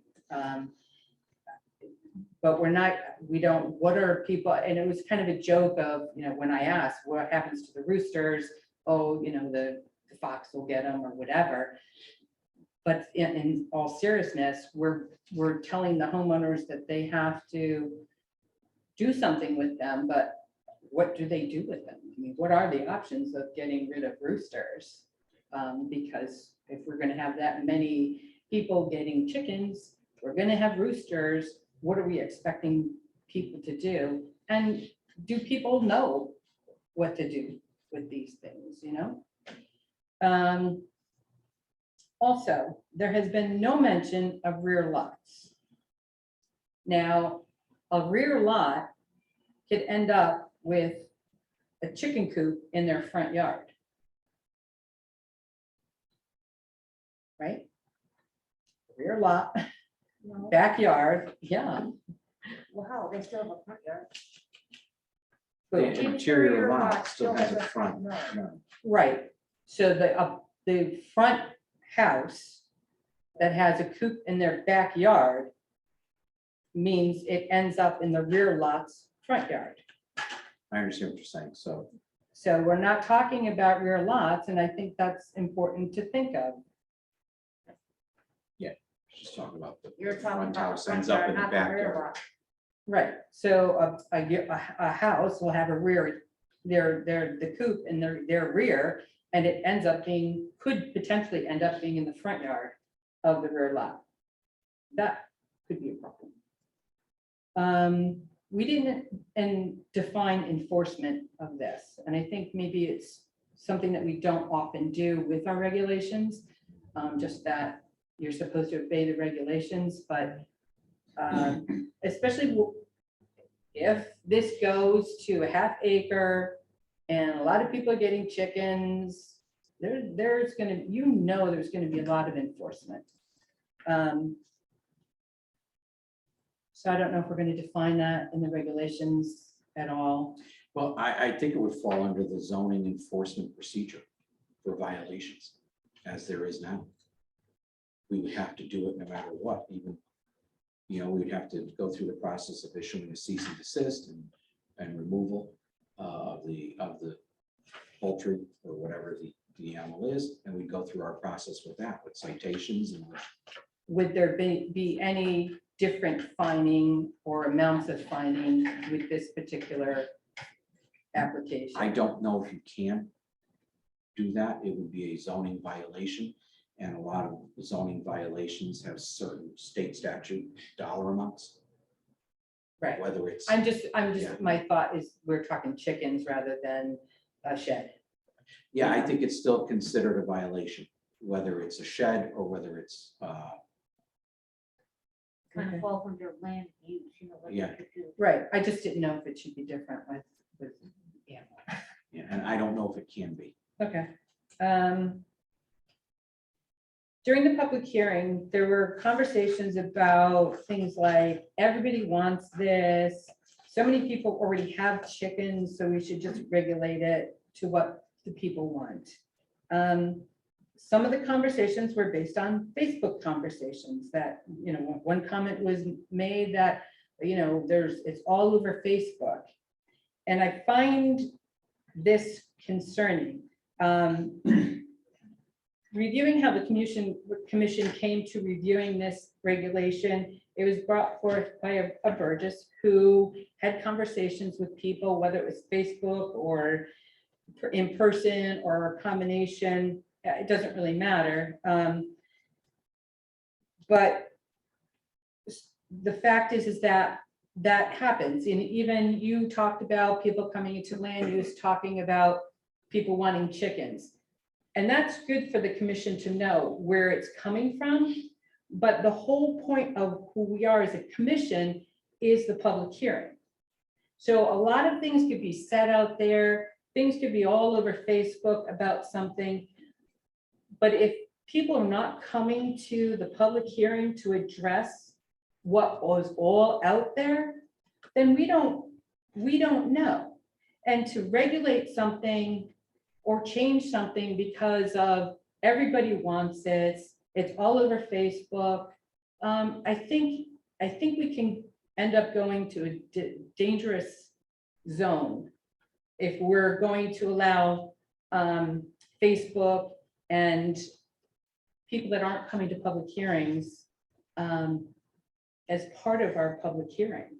You know, if we're going to, you know, say that people go into land use and they want this, but not have the opportunity to talk to them, not have the opportunity to question them, not have the opportunity to know where they live. That's a disservice to who we are as a commission and having public hearings to make decisions. So that said, when you think about this, all these people want chickens, non-OAG families want chickens, yet we had less than 10 people talk to us about, and one of the things I said, and I mentioned it before, that I wanted to learn. I don't know about chickens. I need to learn about who, you know, what you want, what you do, how it works and everything else. Yet we had less than 10 people, I think it's 9 people that, and one was about bees, talking about chickens. And of the people that spoke, half of them were extremely strongly opposed to having chickens and changing the regulation. So I think that should play a part in any of the decision of change. I will agree with you that any communication on Facebook, and if any of during a public hearing, especially if any of our commissioners took part in any conversation, that's ex parte communication. You can't do that. You have to rely on what comes before you here. Correct. And the funny thing is today I received 2 comments and I had to tell both of them that I could not present it to you. And they said, oh, well, I was told on Facebook you were still taking comments. I said, no, we closed the hearing in December Right. 15th. There was ample opportunity to come prior to that. So, you know, that's the perfect example. You know, as I said, if you block out all of that, you know, all that bad stuff, we heard from 8 people about chickens.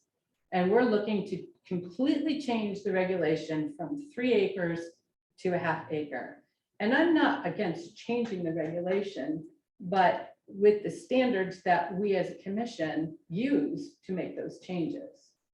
Yeah, and I think though, the people that didn't come forward already have chickens and are already not supposed to have chickens. I think that's a huge thing.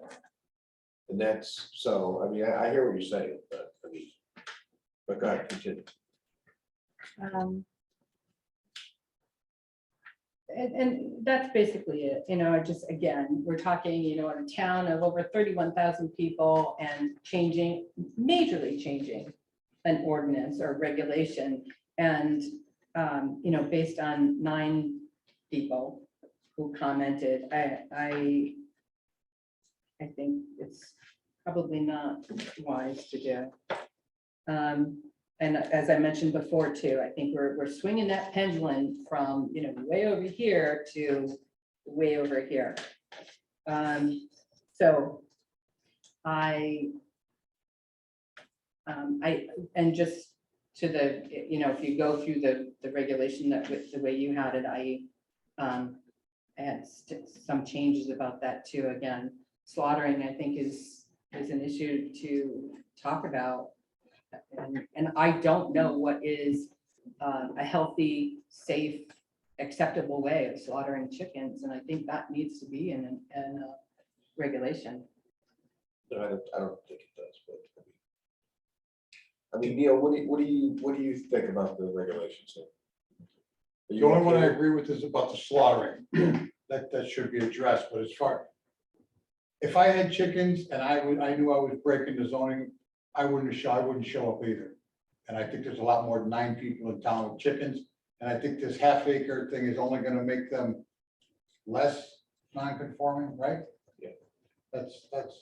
But these are working on assumptions. The public hearing is to work on the facts, I not think assumptions. we're beating this thing. We've been on this thing for months, Yeah. We gotta make a decision. Yeah, I Gee. But the slaughter thing is huge. You're right. I don't recall in any of the other town regulations that we saw that mentioned anything about I slaughter. don't know. That's maybe one of the reasons why we never brought it up. It just never came to us. It never came to our mind. Yeah, I never. When we started looking at this months and months ago. That one girl who did end up coming in here, I felt like she spoke for many people that didn't come forward.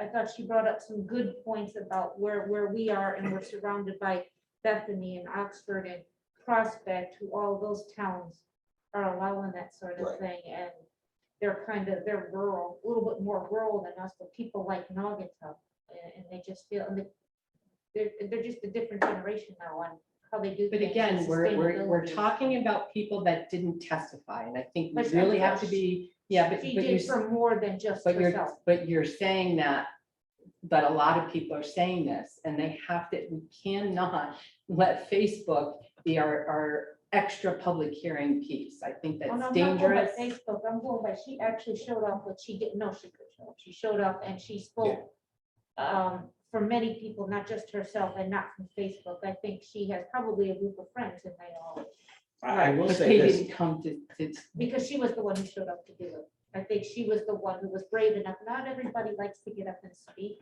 I think people are afraid to, there's always letters, again, we cannot mess with, but then you With the have to have public hearing. addresses, like Rick said, and I think they would be afraid that now they're gonna come after me, Exactly. and I'm gonna have I to. think we're way overthinking this thing. Yep. I mean, it's. When was it on Facebook? What was that? What was that issue? You saw it on Facebook? I know I'm not part of the groups that Oh. do it, but I just know it gets commented, and that's what I've been told. They comment on everything. They comment and they don't, a lot of the stuff is so not true, not right, Typical Facebook. typical. And I read it once and one person made a comment, call land use. And I was shocked. Finally, one person said, call land use to find out what's going on. But again, this isn't a Facebook issue. This is a decision by you guys. Right. I found one thing interesting, that the person that was on, I believe in the December meeting, who was championing the effort, saying positive, should be done. I went back and looked at the size of his property. He does not qualify. I don't know if he realized that. You mean at the half acre? Yeah. His property card puts him under a half acre. And I'm like, oh, I don't want He's to probably tell already him, got it. but He's getting there. But Neil, what else? That's all. All right, AJ. That's all. I want to vote on it. Yeah, let's just That's go. That's my So recommendation. this was brought before the commission by Burgess, actually Rocky's on the horn right now. And I don't know if he's allowed to speak right now, but I don't remember the exact number, but he was speaking on behalf of a certain group of individuals who had come to him. Is that the same as what she's referring to? So Rocky is representative, and I'm making this number up, please don't take this as, but like, let's say 20 people, okay? Have approached Rocky and said, hey, we really want to do chickens. Rocky, as Burgess and the representative for those 20 individuals, came before the board and asked for this change. Is that considered a Facebook thing, or is Rocky representing 20 people? No, I think what it was is Rocky doesn't have chickens. He had seen it, or he had read, or whatever he did, that people were interested. He decided to take it upon himself to present a potential regulation to the commission. That's all he did. So he didn't, okay, I understand that. So both he and Jan threw it out there to let everybody know, we brought this forward. You guys need to now go to the public hearing and testify, which is how the process works. Right. And unfortunately, Rocky and Jan's encouraging of other people, didn't really pan out for whatever reason. It didn't. So we were left with not a lot of public comment. And you have to have public comment in order to change things. Otherwise, we're a board unto ourselves making decisions, and it's not good. Yeah, I will say that probably the Facebook part of it was more about publicizing to get out and make your opinion known to us. And they decided to make it known to each other. Now, I'm not talking about Rocky and Jan, I'm talking about people on the, it was that topic at that time I mean, for them to discuss.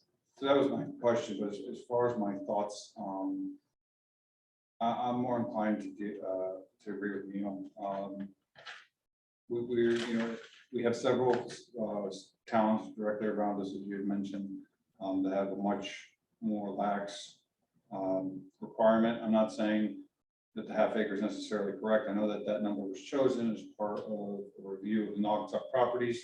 As we are a pseudo rural area, there's not a lot of homes in Naugatuck that can hit the 3 acre mark if they even wanted to have chickens, which was one of the reasons this was brought up, was the fact that, it is a more sustainable lifestyle that people are living. It's something that people prefer. We're looking to attract more residents to Naugatuck.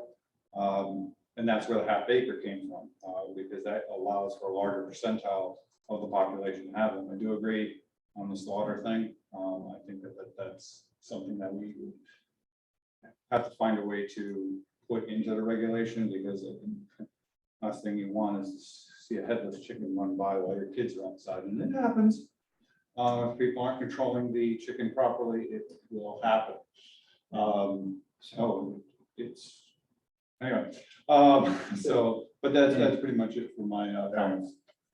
Same thing, slaughtering chickens. I mean, I could remember when my dad cut a chicken's head off and it rained. No, I know. And I was We did amazed. it- We did You it. know, and I could see it running. Yeah, up the we street. we did it both ways. The Yeah. battery is just snap it. Yeah. Yeah. I mean, but It went along. Yeah. But to Eddie's point, though, that there's humane ways of doing it, that there's more proper ways, and I don't know how we play that, but there, Yeah. Is that when animal control or something would come into play? I have no idea. But like, What? with animal control, like say Animal somebody control, saw no. that somebody was, If I don't someone think is so, yeah, treating a kill a dog chicken. wrong, animal control gets involved in it. Right, but we're putting it in the, as far as slaughter, says if somebody sees a purpose of eating slaughter, the then they meat. take that to animal we're control. giving permission.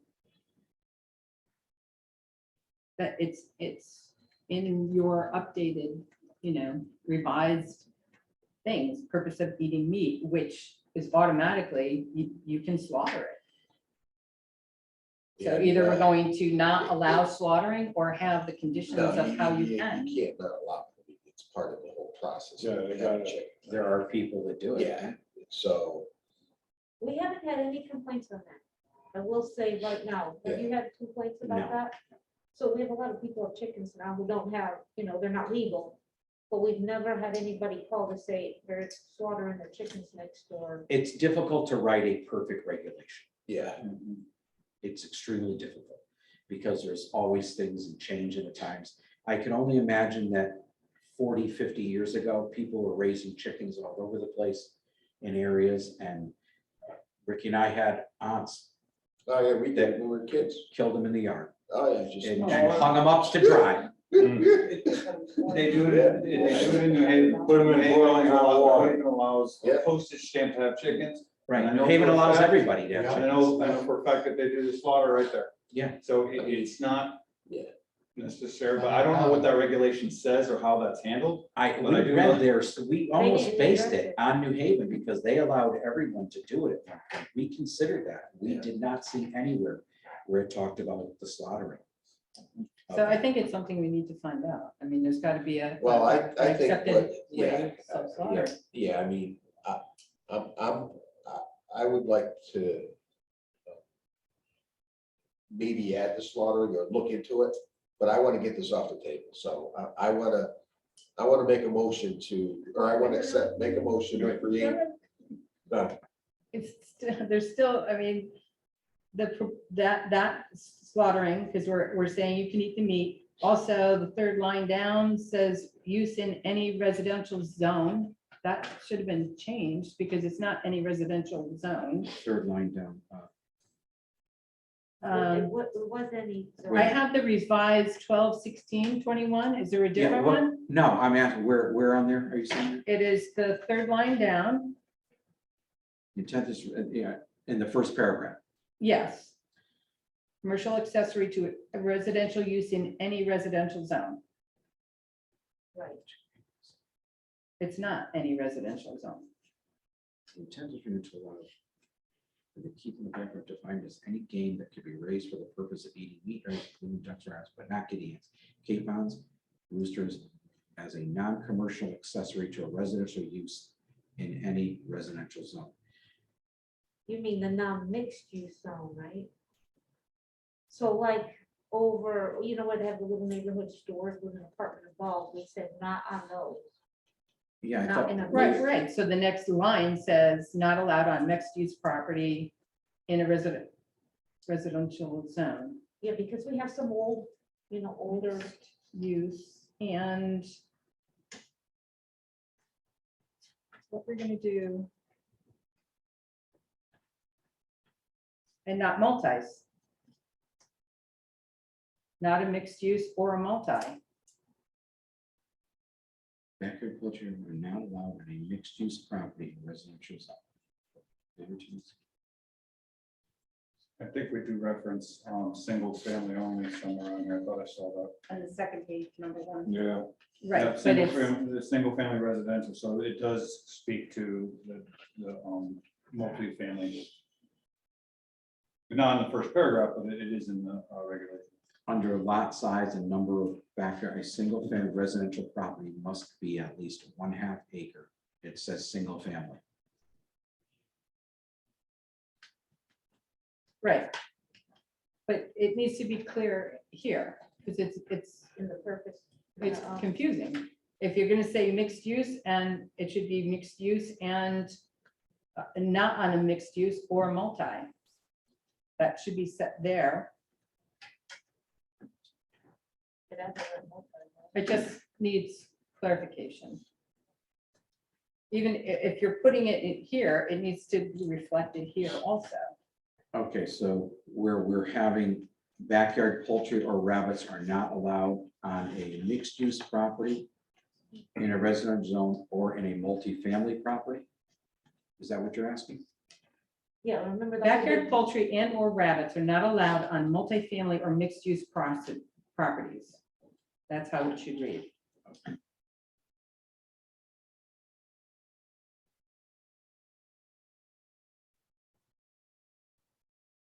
And you wouldn't even need to put the residential use, residential zone there. You can keep that out because you address it later in the document. But if you're gonna put it there, then it has to be clear.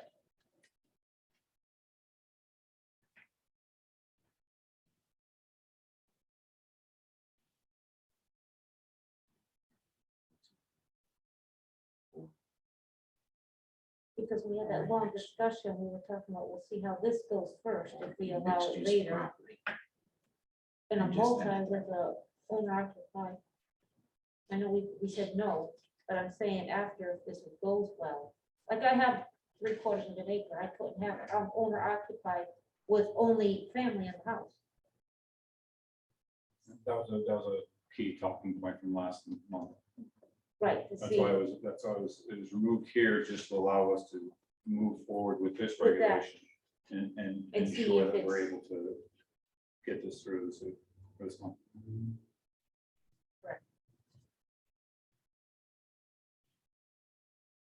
So, for example, we could do the following. The following regulation will govern the keeping of backyard poultry and is designed to prevent nuisances and prevent conditions that are unsanitary or unsafe.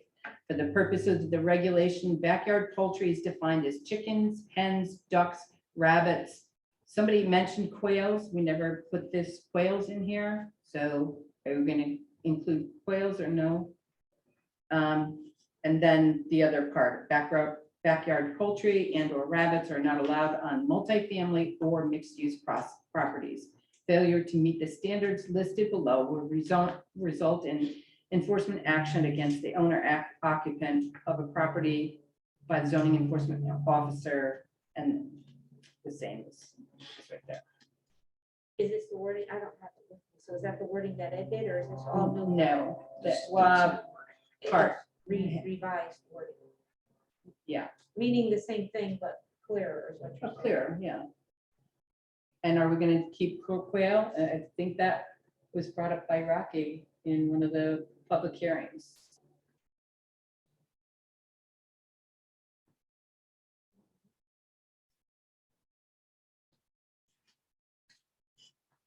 I mean, I hear that people are frustrated of how long this is taking, and for me, who was not thrilled about chickens, I want to learn more about it. I'm as frustrated as everybody else, but I do think that our regulations need to be clear and concise so that when we're reading them and CEO has to read and enforce them, it's because it's clear. Also, for people reading the regulations, so many of our regulations aren't clear.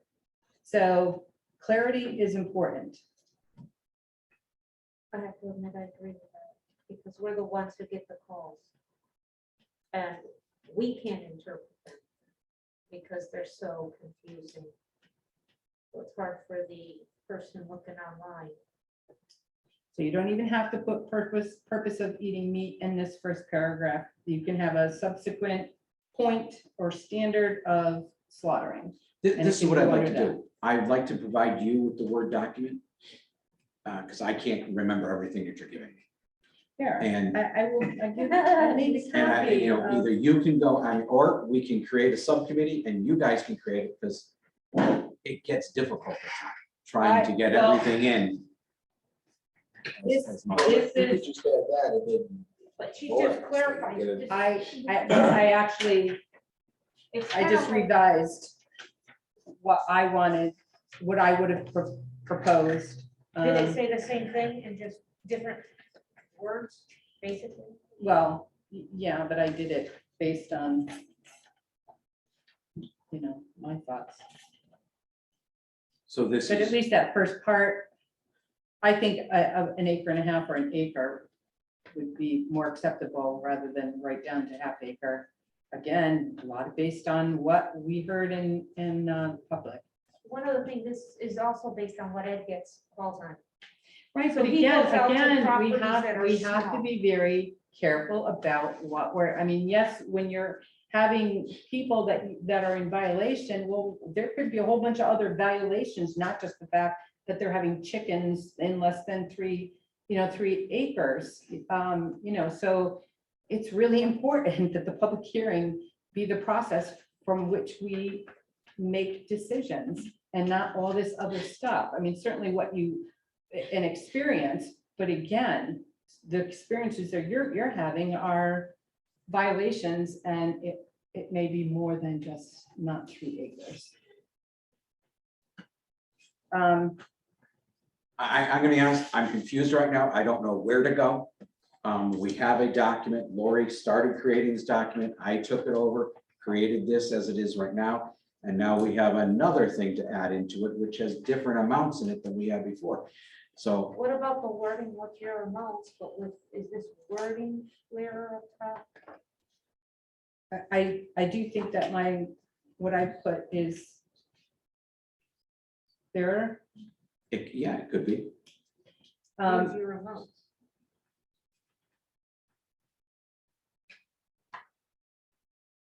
I just don't want to go back again. No, I wanna And- add that, make a motion and either accept it or not. So just like rework the purpose. So basically Eileen has reworded the top. The portion, purpose the part. Purpose part, so it kind of clarifies the purpose of the regulation. Well, and I clarified, as you see, Yeah, so what, as you've got here, the following regulation will govern the keeping, you know what, make copies of this. Well, she has extra copies. Okay, because it's much easier. I when don't you have guys enough just for listen. everybody, I don't think. Thank you.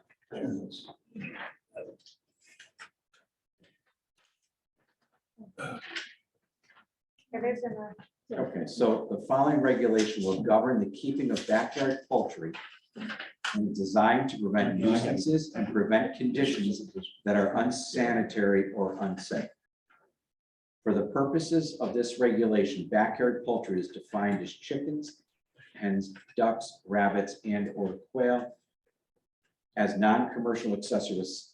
So are we talking about taking that part out, single-family residential property, or are we? Well, I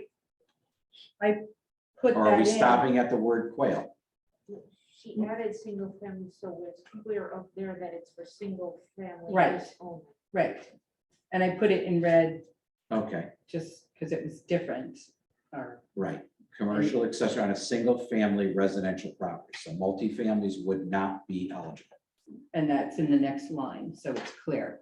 Single family, Okay, next line, not multi, no mixed use. so right now we won't say anything about the 1.5 acre part. Yeah, that's my stuff, my thing, so just so you know. So backyard poultry and or rabbits are not allowed on multifamily or mixed use properties. Okay.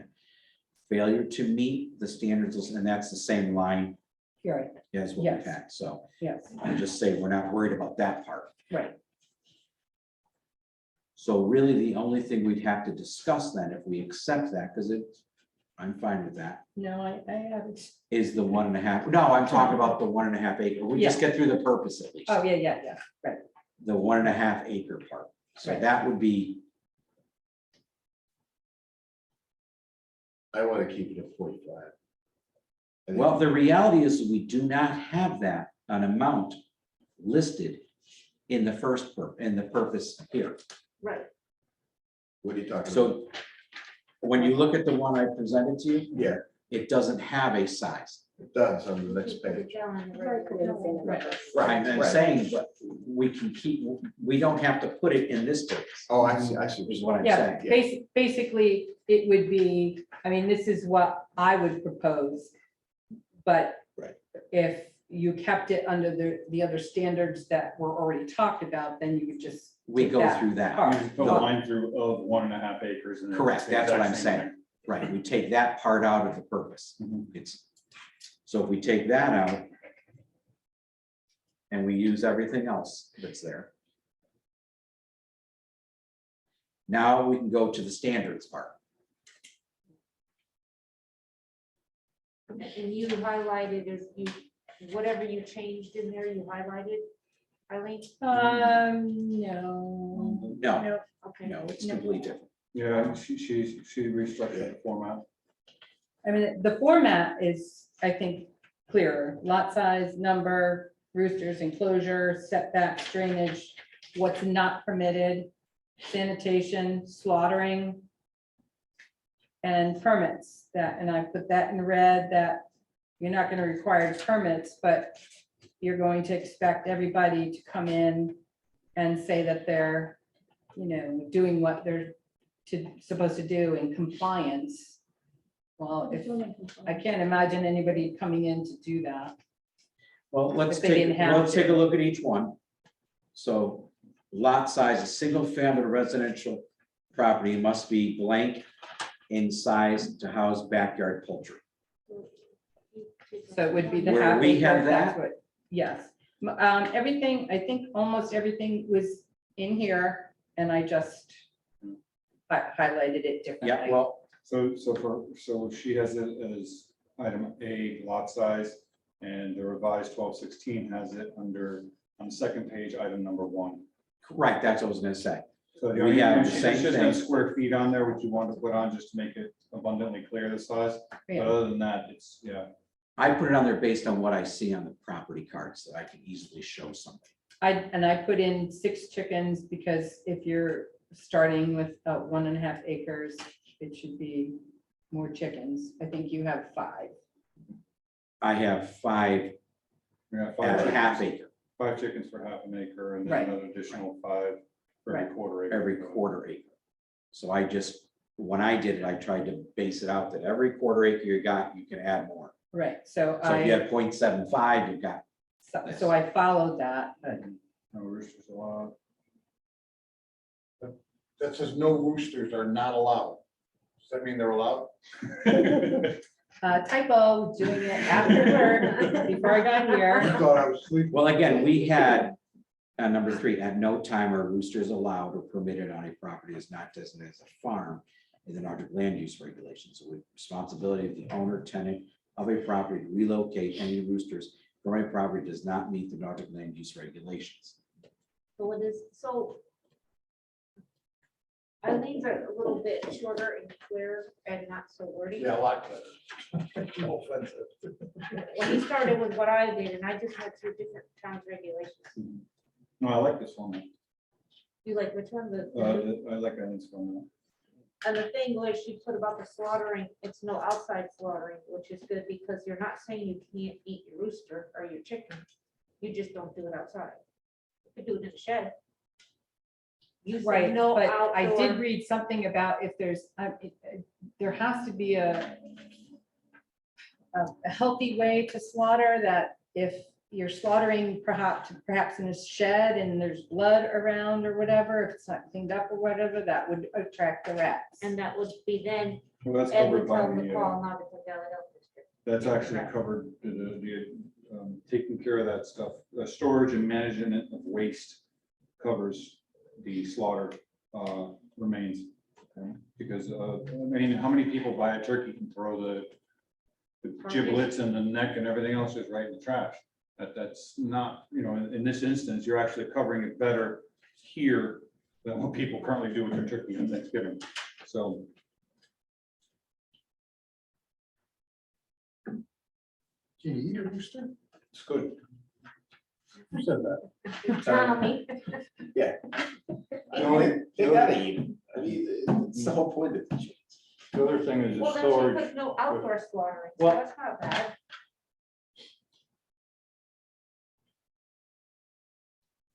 I think we'd have to, because it's hard to approve something, we're making all these changes right now. It should always be a clean copy. It should always.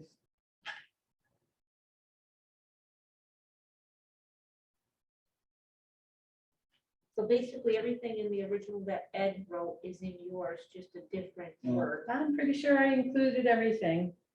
Here it says, Eileen's version for enclosure says, hens shall be provided with a covered Oh, that's- predator-proof fence coop that is at least 6 feet in height, well ventilated, designed for easy access to cleaning.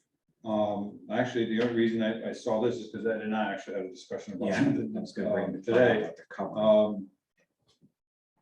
The reason that the regulation is 6 feet high is because in some instances, people don't put covering over it, and that's not included in this set.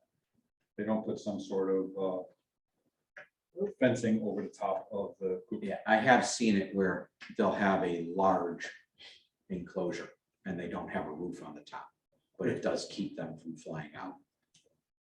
4 foot, some people have that chicken wire and that's only 3 foot high. And I have seen chickens that will jump that. But the 6 foot.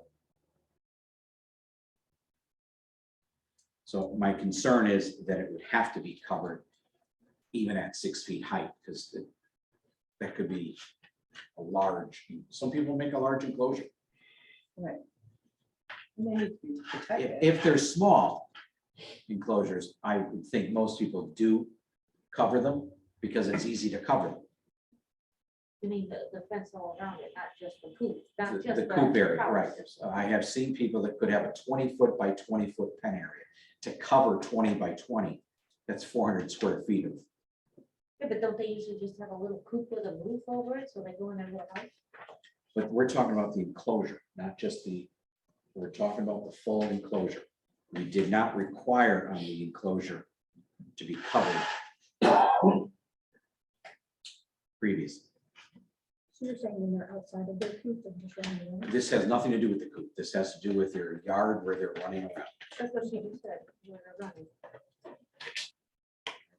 It's no different than a dog pen. If Right. you think of a dog pen, it's the same thing. The only difference is a dog pen, you have open air. In this instance, this regulation now puts a lid on it. So, But do we want to make them put a lid on it?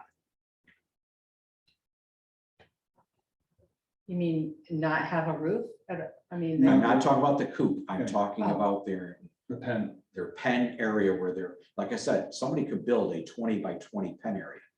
That's 400 square feet. To cover that is a large amount of area to throw a roof on top. I don't think there's any reason for a lid, as long as 6 feet is high enough to keep the chickens from becoming free range. I don't think there's any real reason to put a lid on it if Right. the Right. owner is confident in, not having a loss due to falcons or Boxes, anything like that. hawks, yes, Then then they put that something over the puts the top. responsibility on them if they choose to cover that 400 square feet. Right, and some just put chicken wire over the top. Again, it's to keep things from Right. getting in.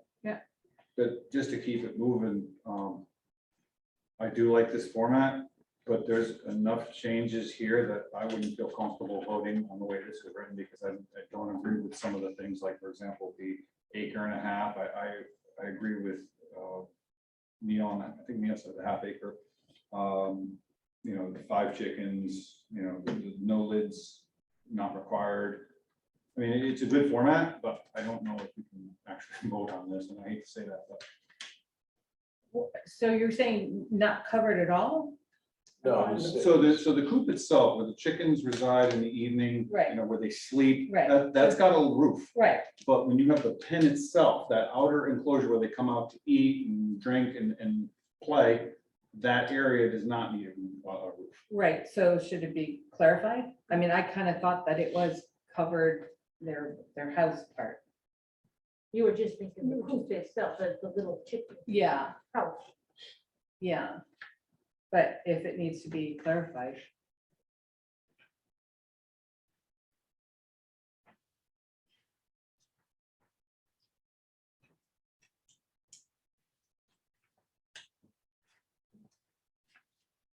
So who's gonna clean this up then?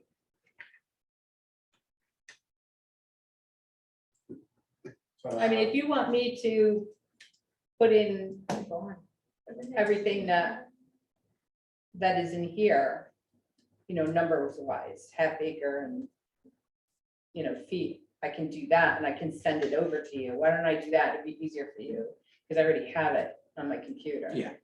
So I'll plug in these things and then send it to you. Okay. And then everybody can be sent Yeah, that before that's the good. next meeting. Good. And the slaughtering part on the one I have is fine the way it is. Without any more, Shall be no outdoor slaughtering. Yeah, because if it gets to be a problem where there's blood and guts and rats come in, then they're gonna call the health district. Well, I mean, and then they're in violation again of the waste management. So there's already a statement of waste, and then, once a chicken is slaughtered, the feathers, the organs, the blood, all that stuff, that's waste. So that needs to be properly disposed of.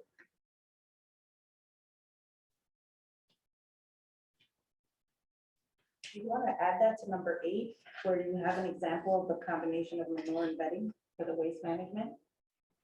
What you were just saying about the feathers and that. If you want to put some wording in there, combination of manure, bedding, comma,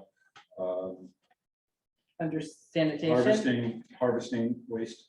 I think we also have to put, we discussed, and Jim Stewart remembers specifically saying that 1 cubic yard of manure is a lot. For chicken. I Yeah, thought you said 2. I had no, 2. I have 1. So we would put it down to 1. We put it to 1, Yeah. 1 cubic yard at any given time. We don't mention that in sanitation on Eileen's. I'll add that. I'll add 8 to H. Yes. Correct. Yeah, I think for that part.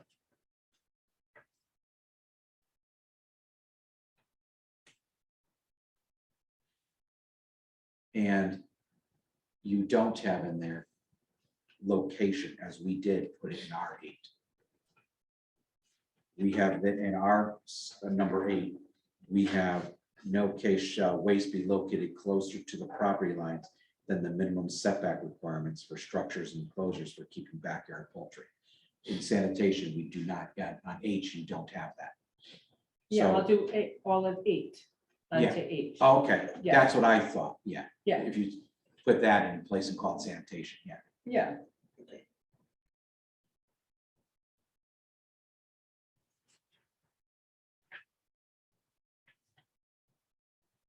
Would it make any sense just to go through a couple of the key items one more time, just to make sure that whatever she's putting together, we can actually vote on next month?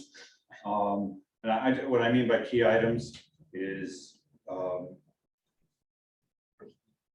don't know if it's, I don't know if you have to explain if this is a legal thing or not, but have people just really quick. Who is the majority good for the half acre? Is the majority good for 1 acre? Is the majority good for the not to exceed 1 cubic yard? Is the majority good for the 20, is there any like key items that Eileen raised that we just simply take an unofficial, I don't know how it works, but unofficial vote of some kind, so that way, when whatever she's putting into the next one. Yeah, it's the amounts. Mhm. Yeah, I think that's fine, then if everyone's comfortable with that. Are you not comfortable with a half acre? Yes, Yes. and I would say again that we're not listening to people that had strong opposition. We've changed a lot with this whole regulation, but we're not even listening to the people who had strenuous objections for chickens. And I think that we need to listen to, I think the one lady though, who was talking about it and the chickens getting into her multi-family house, they wouldn't be allowed there anyways because the lot was smaller and it was a multi-family. And I think next door was the multi-family who had the chickens. So it wouldn't be allowed anyway, so Ed would have to, enforce that. you can't disconnect what people are saying. That's justifying what it you wouldn't be think about allowed what there she said. anyways. What she's saying, it wouldn't be allowed where she's located. So she could then call zoning on the individuals for their chickens. Right, she's in a multi-family zone. Well, her area is multi-family homes. You have a People can object. You can't take what people are saying and say, no, what you say is not relevant.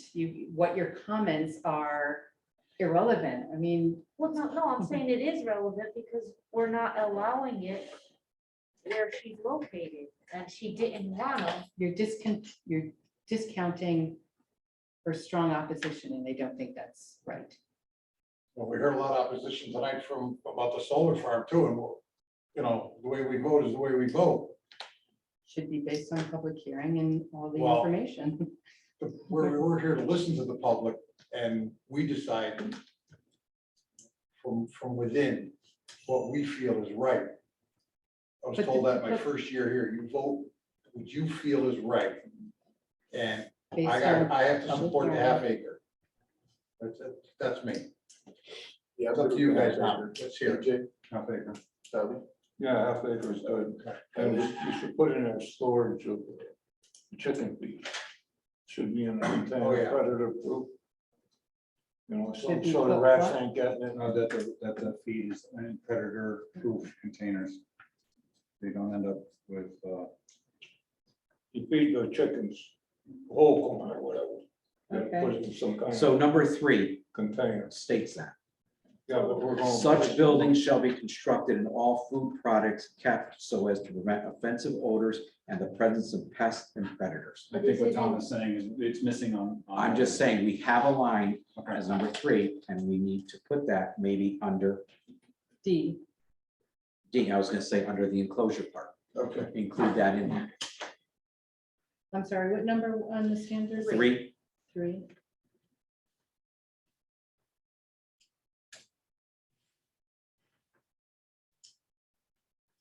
Okay.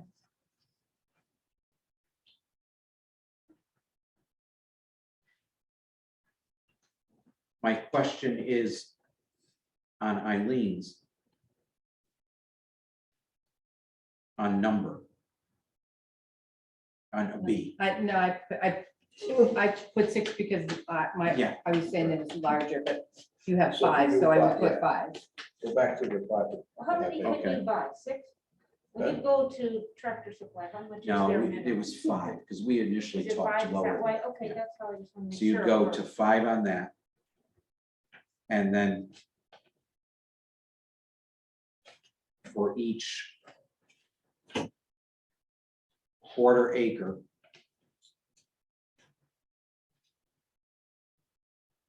are we going on the amounts that we had in this one? Or, Yeah, I'll add it. okay, so the number would be the same, Mhm. but we don't want to list necessarily the quarter acre or the 10,890 square feet. I was Need that we I was need to, trying to but keep it simplistic so I could show a person, this is your property card. This is what it says you got for land. It says 10,800 and it says 0.25 acres of land. That's what's on the property card. I don't want them figuring it out. That's why I specifically pointed that But out. it has quarter acre, on it, right? It doesn't go by square foot. It goes by acre. So it says 0.23, 0.75. It doesn't say 10,000. Right, but I was using that, the math based on the acre. I figured, let's just cover every spot. So when you say 0.25 or 0.5 acres and they say 0.39, we're like, well, look, it's not enough. Right, and the reality is we know the property cards aren't always necessarily correct. We've learned that over time. Yeah, I mean, I think that it's, it's clear when it says for every quarter acre, you can allow 2 more, and that would be, I mean, that could fall under you of, that's not a quarter, it's less than a quarter, so you can't. Yeah, that's fine. I Yeah. was trying to point it out, so it's everything, like I said, on the property card. So if you want to do that, and if 2 is the number instead of 3, it doesn't matter to me.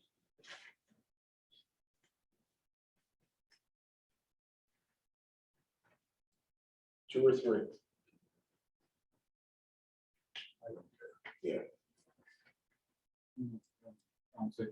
I'm fine with it. That's Okay. 2 is, 2 instead of 3. what else? Whatever, 2, 3. Make no difference. How about that 18-year-old? Nobody's gonna complain Can't about have, one just younger chicken. kids can't manage chickens. On D, enclosure toward the end, something that I read when I was researching some of this. Unless there's- Is it a little old? I don't think they should ever allow them out of the enclosure, of the pen area. I would Wait, agree we're with talking about age. What's the age? This says Over the age of 18. 18. I think letting them run free. Is Somewhere I that what you're read referring to? that something about taking them out of the enclosure and for cleaning the whole area. And again, I don't know this, other than it makes sense that you would take them out to clean, the No, you just let whole. them out in the pen area, the pen area, and then you clean the coop. The confusing part is the enclosure, the coop, Yeah. or is the enclosure the whole thing? Is the enclosure I their have no pen idea. area? Picture, like you said, a dog run, and then you got a coop inside it. Yeah, doghouse. You're, When yeah, you doghouse, clean so- in the doghouse, the dog's not in the doghouse. You go in It's there, in you your- clean it's in everything your up, you pen, put yeah. down some fresh bedding, and then when it's time to clean the pen itself, you shoo everybody into the coop, lock the door and clean up that mess. So There's no reason, I agree, there's no reason that a chicken should be outside of the coop. Right. At that point, it becomes. Outside of the The pen. enclosure, rather, excuse me. And at that point, it violates the free range rule. Right. All right, so hens should not be allowed out of the enclosures. Enclosures. And that's it. Get rid of the rest.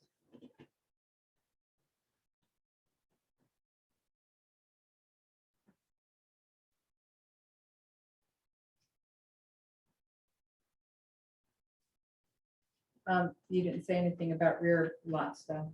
I do think that that should come up. And my thought would be that that would fall under you. Doesn't always happen that way, that it would be in somebody's rear lot.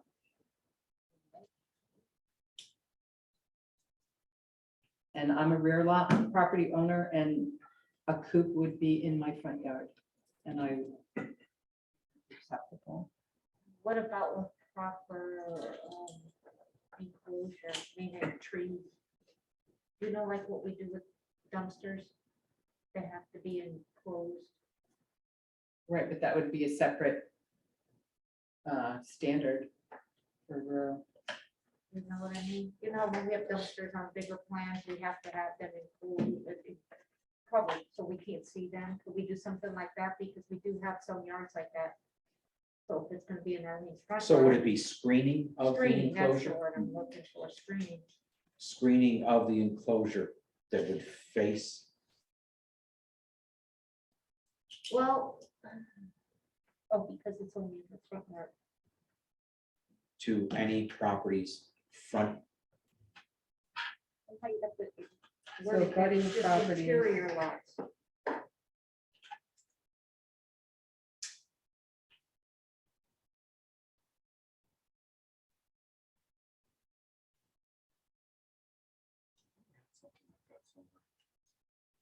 Because I distinctly remember you bringing up a conversation probably 2 months ago, maybe 3 months ago, where as part of the initial discussion, you wanted to make sure that the actual enclosure was not visible from the road. It had to be tucked behind. Well, it the had to be house or- behind someone's backyard, but I think what Eileen is Well, but, saying, no, but that feeds directly into her point, where we were stating that we didn't want to be regularly visible from the front.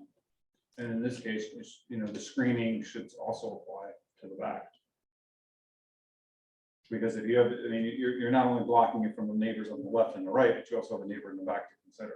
but those are backyards to backyards. No, it's backyard to front yard. So her house. Right, in she's- her she's case, got- in yes. her case, I mean, there's other houses like that too. It could be backyard to side yard, it could be backyard to backyard, it could be whatever combination. The point is that we require screening for the coop to be placed in an area where it's not readily visible from the road.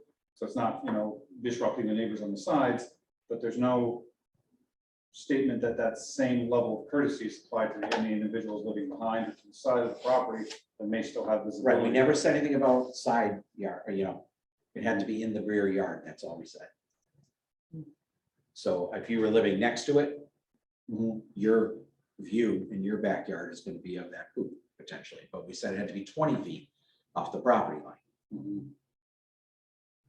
I know the conversation you're talking about. I think that's why we changed it to that rear lot and 20 feet. Would the 20-foot rule be 20, because that 20 foot's all the way around, would that help for the rear lot folks as well? So it's gotta be 20 feet back from the back property line? Well, could still be in your front yard. I mean, I think the idea of screening, you know, You can still see it. makes better sense. But we have a lot of rear lot properties in town. We do. So I'm fine with screening. Screening the back side of the enclosure Yeah. Makes sense. when there is an interior lot located behind the property. What screening, The back side, right, but what should be screening? A fence? or trees, or does it matter, I would think there'd be screening in the fence, or they could put a vinyl fence up that blocks it at that point, or a wood fence. You can also have it as part of. I don't think putting abrevieties up would be, I don't think a vegetative screen would work. But I think you can get some type of thing to the back of your enclosure, and it could just be simple as a wood fence. You As a stockade fence or a vinyl fence, I mean, got 6-foot fence requirement on the thing, you can easily put that as well as, if there's a back lot, an additional 6-foot screening would be required. Right. And then. I mean, you can buy screening that goes on it too to block it. Yeah, they got those little slats, you can slide. in Slats there, or so. the cover that goes over it. Now I want some chicken.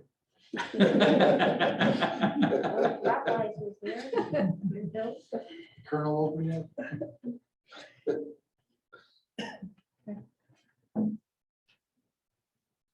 Is there anything else? No, motion to adjourn. I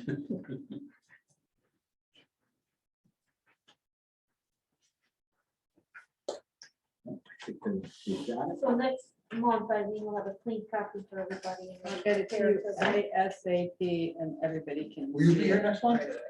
Yes, it should be. Are you here. okay? Yeah. All right, what else do we got? No new business to discuss. Any new business? No. CEO report.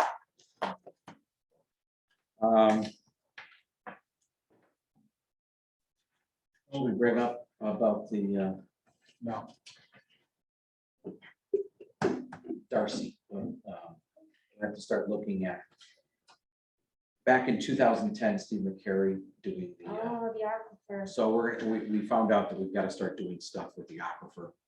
Somehow the zoning commission, I guess, which was named by the town as the ones to oversee the aquifer protection zone, which we really only have it on the Haven Road.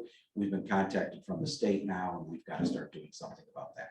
We have So- 3 properties that are located within the watershed. So we have an aquifer, 2 aquifers, and we have some watersheds.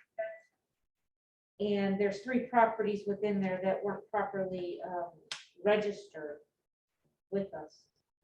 So Ed and I will go out there, we'll do a friendly call, then we'll send them a letter. We have to go inspect to make sure they're using best management practices with whatever they are. What, do you gotta clean them out? No, they. They might be doing nothing wrong, but the reality is we have to come up with some aquifer protection regulations Okay, now. yeah. So the ones we have, they were supposed to be updated in 2010 or 11, but I have all samples.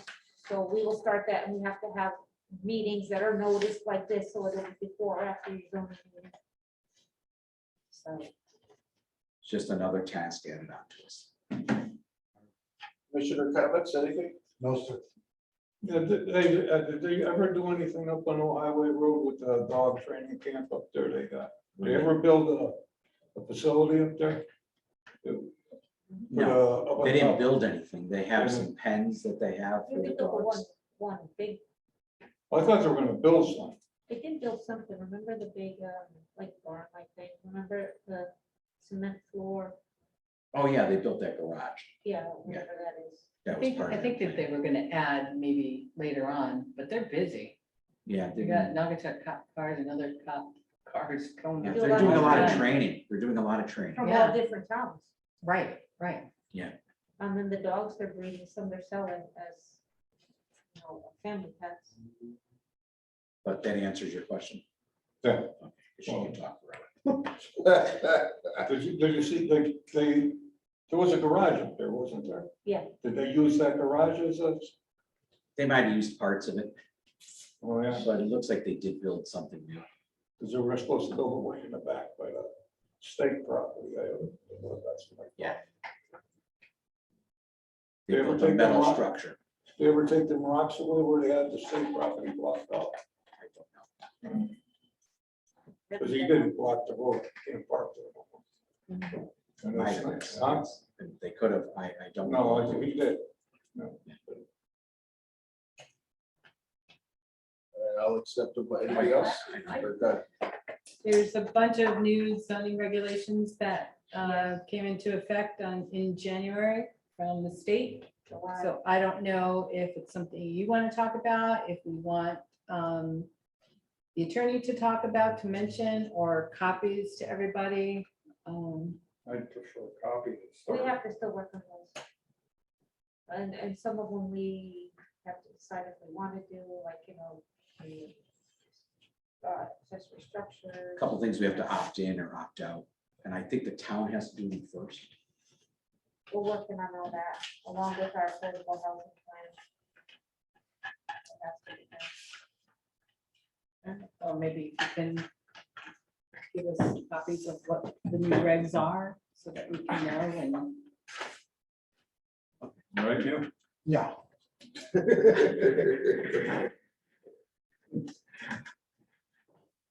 Anything else? No.